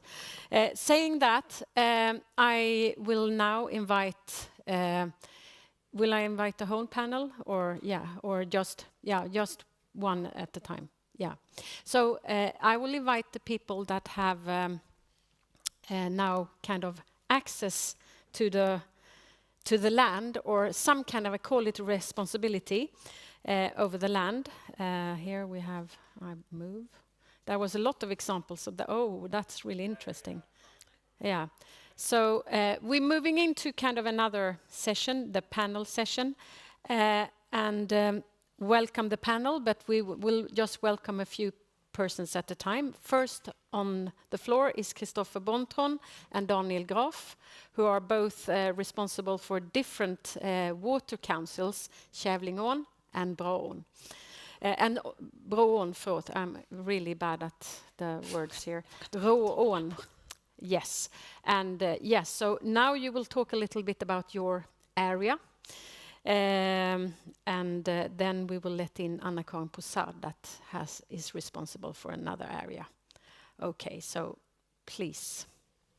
Okay, thank you very much. Shall I start with the first catchment area? We do that first. Water councils. For those of you that haven't heard that word before, a water council is a non-governmental organization working in a catchment area. This is a Swedish way of working with water management outside the municipality borders. So for my example in Kävlingeå River, we have a very large area. It is 1,200 square kilometers, so it's approximately 11% of the Scania area. It constitutes of 8 different municipalities, so we collaborate with these 8 municipalities and other companies, natural organizations that are interested in the water questions. Yes. Does this work? Yes, it does. Yes, I work for the city of Helsingborg, and one of my roles is the coordinator for Råå River Water Board, and it's a bit older than the water board is a bit older than Kävlinge, but it's much smaller. It's one of the smallest catchment areas in Sweden. It goes from the southeast to the northwest, and we also have public financing by 4 councils: Bjuv, Helsingborg, and Landskrona, and Svalöv. Yes. And the public finance, or the finance, is of course our question as well, and that is why it's so interesting to listen to the former presentations here about new ideas for financing. As Daniel said, we have a baseline in financing from our municipalities. That is very good, because based on that we can have our employees, but we also want to do actions, mitigations actions in the landscape, and for those actions we look at different findings, mainly today from the county administrative board, and nationalized monies for this type of actions, but it's a very restricted financing setup. So we are very interested in the new types of financing setups for the future. Yes, and if I may add, having that public financing, that's not normal in Sweden overall.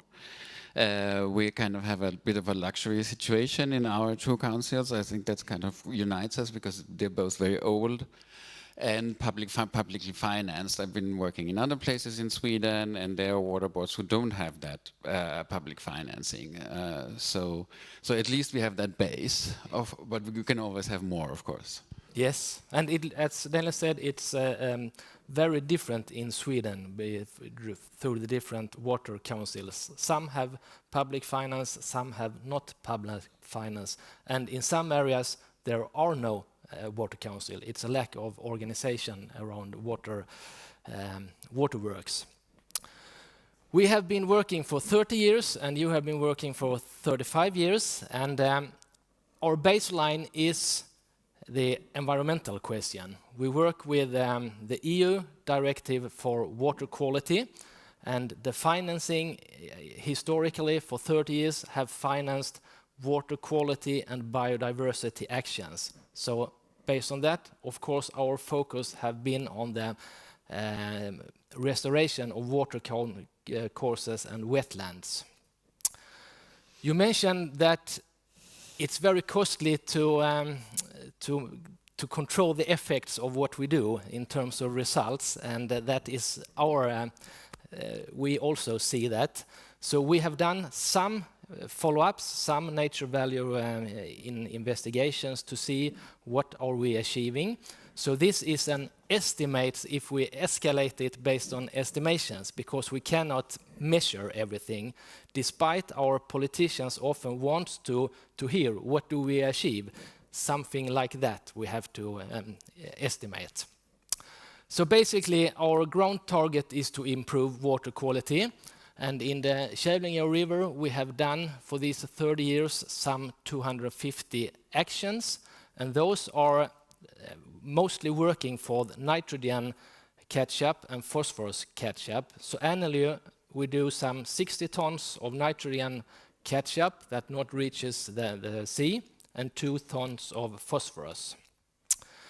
Biodiversity, we also, of course, if we have a non-natural land and we do a wetland, the biodiversity will be an explosive situation. And we can see a lot of positive effects on birds and also all the water-living organisms, but we cannot say exactly how successful is this work. And in the latest years, we also want to try to measure how much flood and drought prevention can we do with these already done actions, and we can measure some effects in this type of area. But we also see that when we have a flood or a drought, our small 147,000 cubic meters, that is a very tiny effect on the total effect of a flood or a drought scenario. So what we will do in the future, we have to do much more. We need to scale up the work. We want to work with a landscape scale, and we also want to work with land improvement, some connections with Svensk Kolenlagring. So we have to expand the palette of actions. We have to go from only working with environment to also have specific climate mitigations actions facing flooding and drought. We have to work with the agriculture and the forestry to work with the water situation. We need to secure water qualities or the water situation with not too much water and not too less water. We also need to work very closely to improve the land, and we work tightly with the landowners. Also, different type of irrigation systems needs to be implemented in order to secure these heavily drought situations as we had in 2018. And what we see is that we need to work very closely with the landowners, because it's the landowners where we do the actions, and we need to listen to them. What do they want, and how can we support them in these type of actions? And based on that, we need more resources and more money.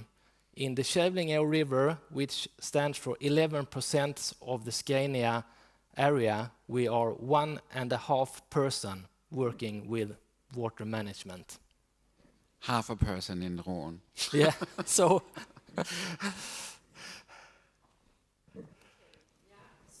Thank you very much. There is a lot of ambitions, and there are solutions out here. But one question, a bit just dwelling into what you said. You talked about landowners, the last thing you said. And what incentives are there for landowners to create a resilient landscape from your perspective? And what are the challenges? Can you dive a little bit deeper into that, into your experience and then your... I think that, of course, the landowners, they understand that we today do not have a sustainable way of managing land. We've seen that, and they have joined us for our 30 years because they, of course, want to support our wetland restoration. So they do their part of the work. But what happened in 2018, when there's a direct effect of the landowner's business, that is the initiative. Their business is affected now, so now they want to be a part of the solution. So that's very similar to what you said in Svensk kolinlagring, that the drought and the lack of water was a very important thing. Yeah, do you have something? Yeah, I mean, we see that Roland? as well, that irrigation becomes a topic which before hasn't been on topic because there was like too much water rather than too little. And since the drought in the last years, when I talk to the landowners, they really see the climate change happening now, and they see that the water is lacking at the wrong period of time during the year, and then there's too much another time. So buffering water in the landscape is very much an incentive, and we see a demand for solutions, and we try to incorporate that in our work. Okay, yeah, thank you very much. Maybe you can stay here and we will, yes, we have a question. Regarding the participation of private players and the landowners to what they try to do, has it become easier to explain possible scenarios to the landowners after they experience like a hard, drought? Has it become easier to kind of like make this a precaution rather than an afterthought after these things happen? Okay, now we need to kind of like care about water management, but what about warming that might not be as obvious yet? I would say definitely, because before when we were working with water quality, they could not see the water quality problem on their property because the problem was in the sea. Now they face the problems with droughts and floods and warmings, forest that dies, so they face the direct effects, definitely. Yes, another question. Yeah, so I think it's tremendously interesting. And I was listening to a previous Nobel laureate, von Milgrom, who was talking about water rights usages in California, and he's been doing a lot of research in that space. And one of the things that he sort of looked at a lot is that you have this sort of flow of water, right, where you have some actors that are basically first out to utilize the water, and other actors that are down the street. What are the sort of mechanisms that you are thinking about and looking at when it comes to the sort of, how do you divide water right usage between those at the top of the flow and those towards the bottom of the flow? Your experience is interesting. Excellent questions. It is not the Water Council's responsibility to divide water parts, it's the authorities. But we are engaged in that question, and first of all, we do not today understand the total water cycle, especially not when we go below ground to the groundwater. So we do not have the water balance situation. So actually, we could not say it's okay to remove water today, but we still do. It's very tricky. Yeah, very important. The rights have been divided into that there is unlimited amount of water, sort of. But now we are in this more strangled situation where water budget work is ongoing at Lund University, LTH, and other ways. So it's coming. Yes, the knowledge. yes, but at the moment we don't No, have that we don't have knowledge. We had don't another know. question. Yes.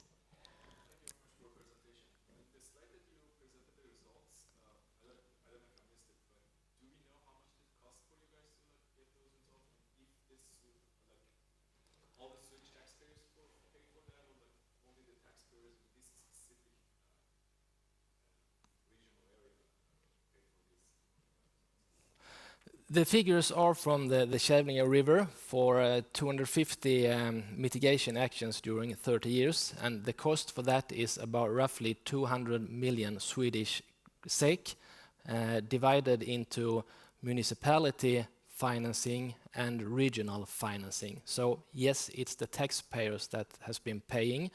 Do we understand if this is cost effectiveness? We don't have that kind of estimates or measurements today. Work to be done.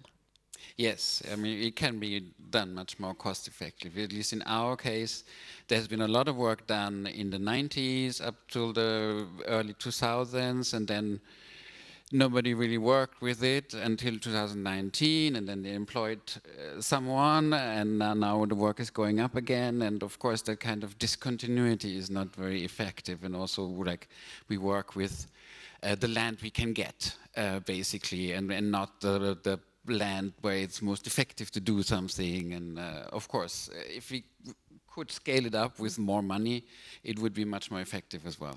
Mm. Yeah, so I think you mentioned interest in the land you can get. Yes.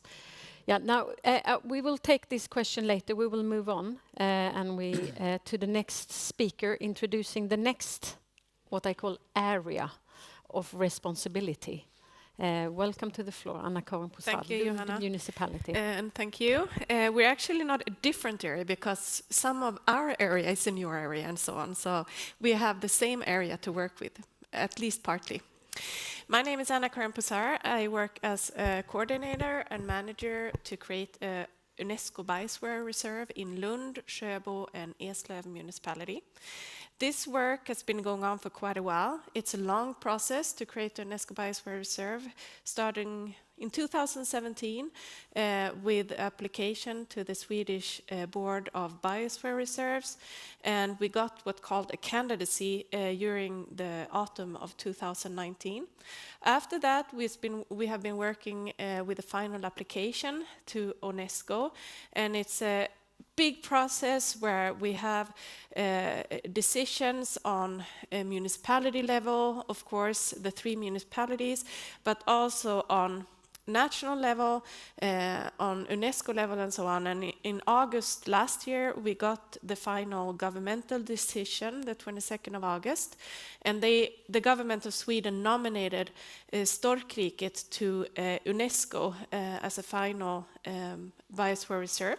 So right now we are waiting for the final decision by UNESCO. And what is a UNESCO Biosphere Reserve? Well, it's based on that areas have high natural values. There are over 700 biosphere reserves in the world. Kristianstad Vattenrike is the closest biosphere and the oldest biosphere reserve that we have in Sweden. And Storkriket is 110,000 square meters, and a lot of the area is agricultural land, some forest built-up areas and so on. And why does this area place as the future biosphere reserve? Well, it has the highest measures of red-listed species in Sweden, meaning that we have a very, very high biodiversity in this area. But we don't only have very high biodiversity, we also have an immense and very important food production in this area, and water production and water supply. We have Vombsjön, a lake in the middle of the area, providing water for 500,000 people.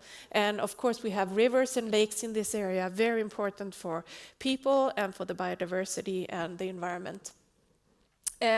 Outdoor recreation is also important in this area. We have a high exploitation rate from Malmö, Lund, and so on, meaning that a lot of people need outdoor recreation to feel good, health, meaning that this area is important for people in that concern as well.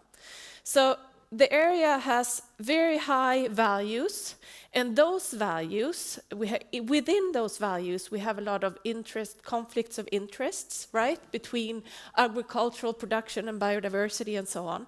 And to become a UNESCO Biosphere Reserve means that we need to keep those values in this area. If we don't work to keep them, if we don't get funding to keep those values, we will lose this status as a Biosphere Reserve. And UNESCO follow up the work each 5 and 10 years. meaning that we have to prove that we have funding, engagement, and that the work is going towards increased or at least keep the biodiversity and the agricultural production and so on.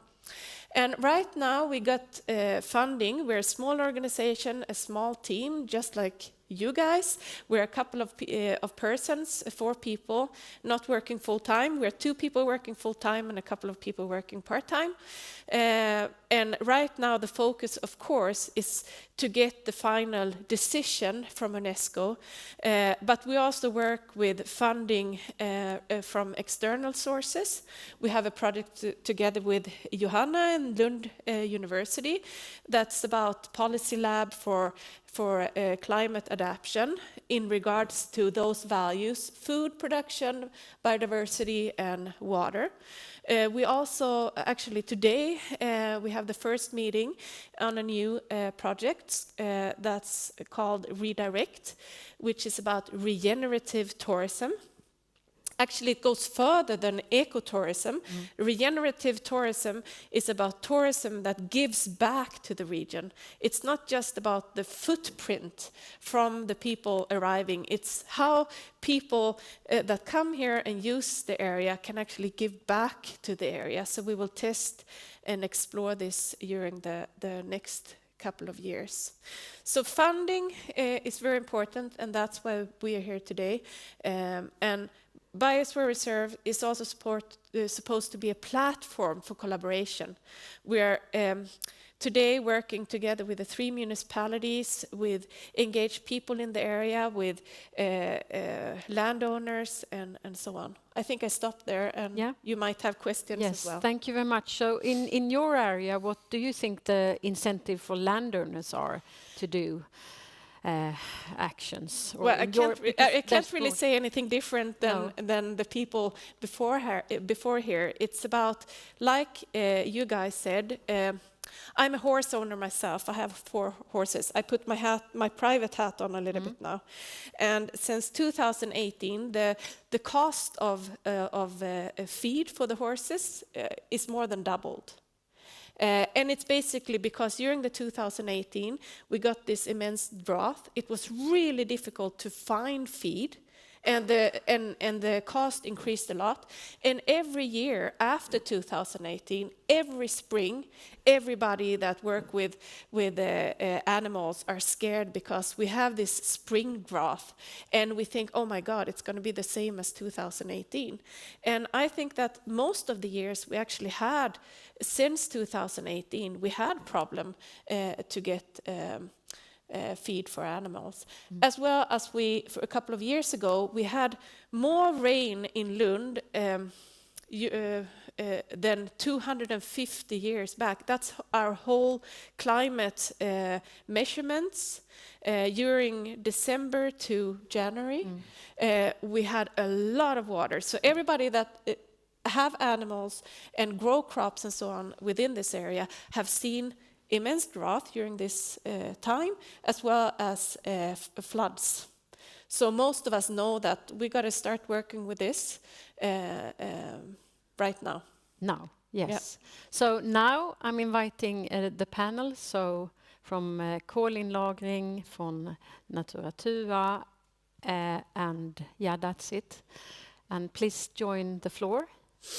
And I will start to ask you a few questions. Yes, maybe we should. If do you want to stand together, or you can. You stand here together, and I stand this side, so it's easier for the. Maybe you come a bit more, so the people here will see your faces. I think. Yes, come here. Come closer. Don't be afraid. So just to start off. Could we just repeat again the values your organization are preserving or creating? So, starting by you. Yes. Okay. Well, we have ecological values, of course, with the better water retention capacity and better management of flooding and droughts. And we also have economic values for the farmer, him or herself, that they get a financial contribution from the companies. And we have climate, of course, with the carbon being sequestered into the soil. Yes, and We work with the water quality and correct amount of water, and then we have side effects as biodiversity, etc. It's broad. it's broad, yes. Yeah. Yeah, I mean, catchment area management, originally because of eutrophication, too much nutrients in the sea, but more and more biodiversity, and lately climate adaptation. Yes, thank you. Well, I think that the main value of our organization is that it could be a platform for collaboration between different partners, and it's really necessary because there are so many conflicts of interest that we have to find a solution on, that we have to come together and find them. We can't find them by ourselves, really. Victor? Yeah, and I would just like to reiterate what you said. I think it's the ecological values, of course, and extrinsically it's the economic values and the ecological values. But I think also from a sort of personal perspective that it's also some kind of intrinsic values in the sense that we are doing good. And I think that's equally important, that we are trying to work in this space and actively doing things. Yeah. And I think that's something we shouldn't forget when we talk about values in this area. Yeah, I think that's very interesting and actually connects to biosphere area, which where recreation and just appreciation of the landscape is a very important part of it. Yeah, that's really interesting. We have a big plethora of values and feeling that there is a potential and a will to grasp these values in a better way. So now I will move into the next question. That is, what incentives drive companies to invest? And I will direct that mainly to you, Victor. You have already talked a bit about that, but maybe based on what we have heard now today as a full, what do you say about that question? Well, I'd say that at least in the biodiversity space, it's primarily a push that is the incentive mechanism. So it's the sort of the international agreements that we have all assigned to. It is the legal and regulatory mechanisms, and it's the sort of private and public policy mechanisms that we are developing that is the main driver. But I would say that there is also this sort of grassroots movement where there is also a pull effect where consumers are asking for these types of products, and I hope to see more of that. Yeah, and I'm just throwing over the ball to you, Christopher, and the lack of water, because you do have companies in the Water Council that are there to represent. So do you see any kind of things going on there in the company's perspective of we need to invest, especially in relation to water shortage? Yeah, we have companies, as you mentioned, Sydvatten, that is producing water, and our biggest lake, Vombsjön, is the reservoir for this water input. And they see now, due to the climate change, that there's uncertainty in water production in future. So they are doing as much as they can to work with the question. But the question will, of course, not be solved by them only, because we need to go further up in the system with actions. So there's a lot of initiatives. Yes.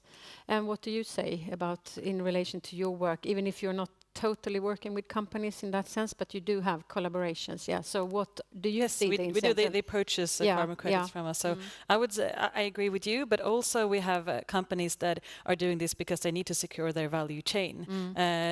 We even see now insurance companies and banks, as I told you about earlier, that they see that they will not have customers. Like the insurance companies won't be able to insure farmers, and then the banks will lose those customers as well, because they can't lend money out to someone who isn't insured. So it goes all the way up there, which is quite far. Now we're quite far away from the food system chain. So you can see effects on insurance companies They're definitely talking about it. Yeah, because definitely. they have been talking for a long time in relation to private property housing and saying they will not, but they haven't really moved into not insuring. No, they haven't. And some insurance companies now go out and say we will continue insure farmers. But in other parts of the world, this has started happening, and I don't see how they will be able to continue if the farmers don't do anything in some parts of Sweden. Yeah, Okay. Yeah, it's interesting. We will see when the page is turning, because I think insurance companies are quite interesting here. Will they turn the page or not, Yeah. and when? So interesting to see, and maybe that can be an incentive. I think that's really interesting. I don't know, Anna-Karin, do you have any? Yeah, well, I think about the owners themselves. The incentives for them is, of course, resilience of their land, of their future generation, because at least in this area we have a lot of landowners and a lot of big landowners that have been owning their castles and entities for hundreds of years, and they want to see future generations also be able to grow crops and so on the land. So it's a big incentives for them, and it becoming more and more obvious as we see the problem in the landscape. So, yeah. And in Roan perspective, it's a quite small catchment, but there may be need of industry or companies of be a recipient as the river, for example. I also have another hat in the community, and that's like working with the Arcadia project, which is about climate adaptation. And in the project, we have talked to local companies, and there are those companies who are directly affected. Like there's a mill, a grain mill that is threatened to get flooded. Their silos get flooded, and all of the grain gets destroyed. So they have a very direct incentive of being something being done. But also, Helsingborg is a logistics hub. A lot of food, fresh fruit salads goes through all the bananas in Sweden goes through Helsingborg, and we talk to them, and they wanna make their supply chain more sustainable and look into that. So the different companies have different incentives, but we definitely see a will and an awareness, a growing awareness. Yeah, that's an interesting point. Sweden is the gate, both the producer and gateway to a lot of products in Sweden. Yes, please. I just want to add another incentive, especially within the pledge for biodiversity that I was mentioning before, BIGO. We're talking a lot with these large companies about what their main incentives are, and of course they are mentioning sort of the legal requirements and all of that, but in addition to that they are also mentioning their employees quite a lot. So that's something they frequently come back to. We need to be attractive for the future talent, and in order to become attractive for the future talent, we need to deliver on the values that we have set out in our strategies and in our sort of mission statements and so on. And more of them have biodiversity, and all of them basically have some kind of formulation of becoming net zero. And that means that you actually have to deliver on those promises if you are to be trustworthy and reliable as a interesting workplace for future generations, I think. Yeah, that's very interesting. Keeping the good workforce in your company so they don't move away to another one with higher potential. Okay, let's move on to the next question, and I will address that but mainly to you two, because you were starting off earlier and you talked a bit later. But what are the challenges? You have already talked about that, but now wrapping up, what are the challenges with private investment and getting that on the board? Yeah, I mean, we have been working for, 50 plus years, you know much more than I do about this, on trying to put a value on nature, an economic value. There is a lot of challenges and difficulties associated with doing that, but as long as we don't, it is very difficult to actually channel private money towards the restoration and conservation of ecosystems, because there needs to be some kind of return on the money you put in. That's the way we have designed our entire economic system. So I think that's really at the heart of the main challenge, in order to identify that mechanism to actually sort of show that there is a return on investment in these types of then a sub-question to that, because I had an interesting discussion about how an ecologist, which I was trained from the start, think of nature when I see nature, and how I value nature and how I understand nature, and that kind of like a more pedagogical, I think, challenge that you talked about also in your presentation, to make sure that the companies understand. Do you think there is a link here? So you could, the value is something, you had your cards, but maybe that's not enough. It needs to get into the company. So could you just explore a bit on where you are now in that, injecting that understanding into the companies? I agree completely. I think that, and to be quite frank, I think these companies, they are not going to be, standing on the barricade trying to protect biodiversity. They are there to make a profit. And you need to be able to show, how do you make a profit from doing these types of investments? And that might have to do with sort of talking about a more long-term perspective, because it might be that the investments you do today in biodiversity won't show up as a return or a reduced cost until 10 years from now. But it might also be that we sometimes need to get away from the worry of talking about biodiversity being so complex. Because we oftentimes mention and say that. It's very difficult to measure, it's very difficult to evaluate and so on. But actually, like you guys show, it is also about doing stuff on the ground. And we'll see that there are more animals there are more pollinators there are, the ecosystems are more resilient from that. So I think sometimes, getting away from that complexity issue is also helpful. And that's maybe a illness of scientists, that we want to be very precise, but we know, most people have some experience of actually doing something on the ground, or even a house plant, that if you do some things, it gets happy. If you do other things, it gets unhappy. So we do have that kind of knowledge. So from your perspective, what do you think are the challenges with the private investment? Well, as I mentioned earlier, it's about getting enough money, of course, and policies, but also I want to jack onto that, the knowledge gap. That it's not only about the company leaders needs to understand, but it's the employees, it's citizens in general in Sweden, and it's municipalities and people working in the government that needs to understand. And I think that once when I have a talk with a potential customer, once they understand that we need to make like a system change, like we can't just make it individual small changes, that we need to actually do something completely different, then they're all like, aha, okay, now I understand.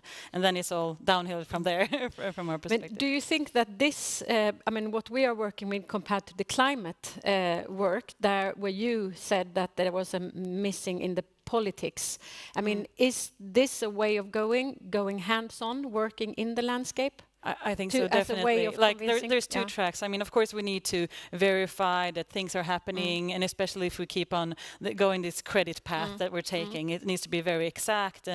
But we can't stick around and wait until all those everything is finalized. We need to work now, and it's so simple in a way. We go out with the farmers and we bring customers. We go out into the field, we bring a spade and we dig and we look at the ground. We look at the soil together with them, and they can feel it. They can smell it, touch it, and then they see, they understand. So the politician maybe should also come. Yes, and we need to bring them out to the fields. Bring them out to the field. Yes. But I want to also, when we're talking about challenges, revisit where you started today, Johanna, with sort of the tragedy of the commons. And I think that one of the challenges that we have is that biodiversity might be important for one landowner, but biodiversity is also, just like you show in your illustrations, going to be very dependent on what happens outside the land of that landowner. So I think in many cases, part of the solution to that challenge is that we need to create new forums for collaboration, just like the biosphere, where we actually can come together between different landowners and discuss what are the implications from what's going on your land for my land, and how can we sort of make that 1 + 1 becomes 3 type of solution. I think that's a very interesting, and that's why we have you here, because you are the kind of responsible or sort of guardians of another kind of landscape level area where we could work in trying to find these synergies and not creating inoptimal solutions. So from your perspective in Kävlinge, what do you think are the challenges for you with private investment in nature? We don't see any challenges. We see only positive possibilities. Yeah, possibilities. And of course, when it happens, it's great.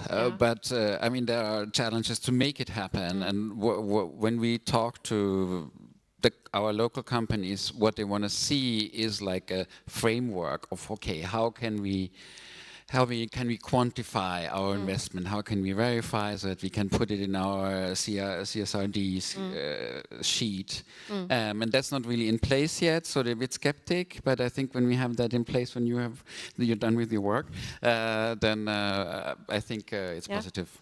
Yeah, so that means actually that putting you on in the same room, because you both have started and have more work in having this kind of structure and frameworks around it. Yeah, Anna-Karin, what do you think from biosfärsområdet? Well, I only see it positive as well, and I think there are a lot of funders that want to fund. I already have like calls, companies calling me, can we put finance in your work? But of course, it's challenging how you organize that financing and how you evaluate it and follow up.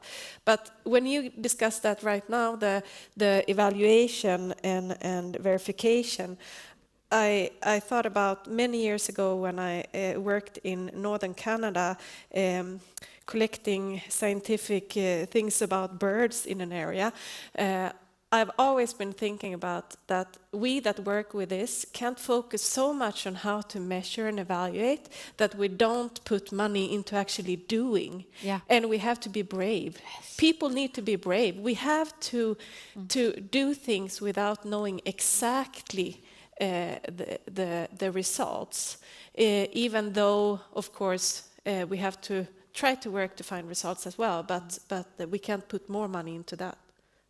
Yeah, thank you very much for that. And we actually have a question, but I will move that on to the afternoon, which is about scaling, because this is what a group of people we will continue this discussion during the afternoon and work on thinking on how we can scale that. But before it's sort of almost 12, but I'll leave your question. Maybe it's past, but you had a question earlier.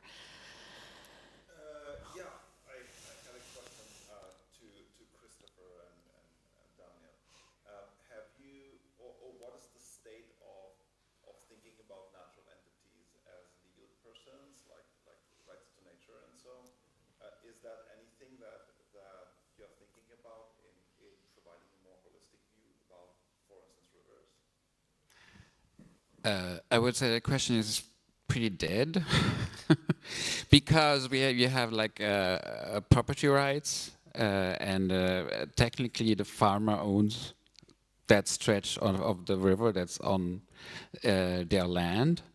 So I think proposing that idea would close a lot of doors rather than opening them. So it's a bit different from Germany, where the community municipality owns the river, and then you can work in a different frame. But here in Sweden, it's privately owned, and it's difficult. So do you agree, Christopher, about it's dead? Or? Yes, watercourse-wise, it's very difficult to find that solution. But we are looking at to take large wetlands, large that kind of water systems out of the systems in some kind of private-owned or reservoir-owned solution. We are looking at those ideas, but the water courses, they will be more difficult in Sweden. Yeah, municipalities are strong. I was also thinking about the biosphere thought about like landowners and involved actors starting to think of the whole system more than their patch of interest that they're owning or interested in. So get kind of like a broader understanding of us providing value to the group of that. I think it's an interesting idea that needs to be thought of more in biosphere area. Thank you very much to you. Questions from here to you and for all the presentation and part of the panel. So a big applause.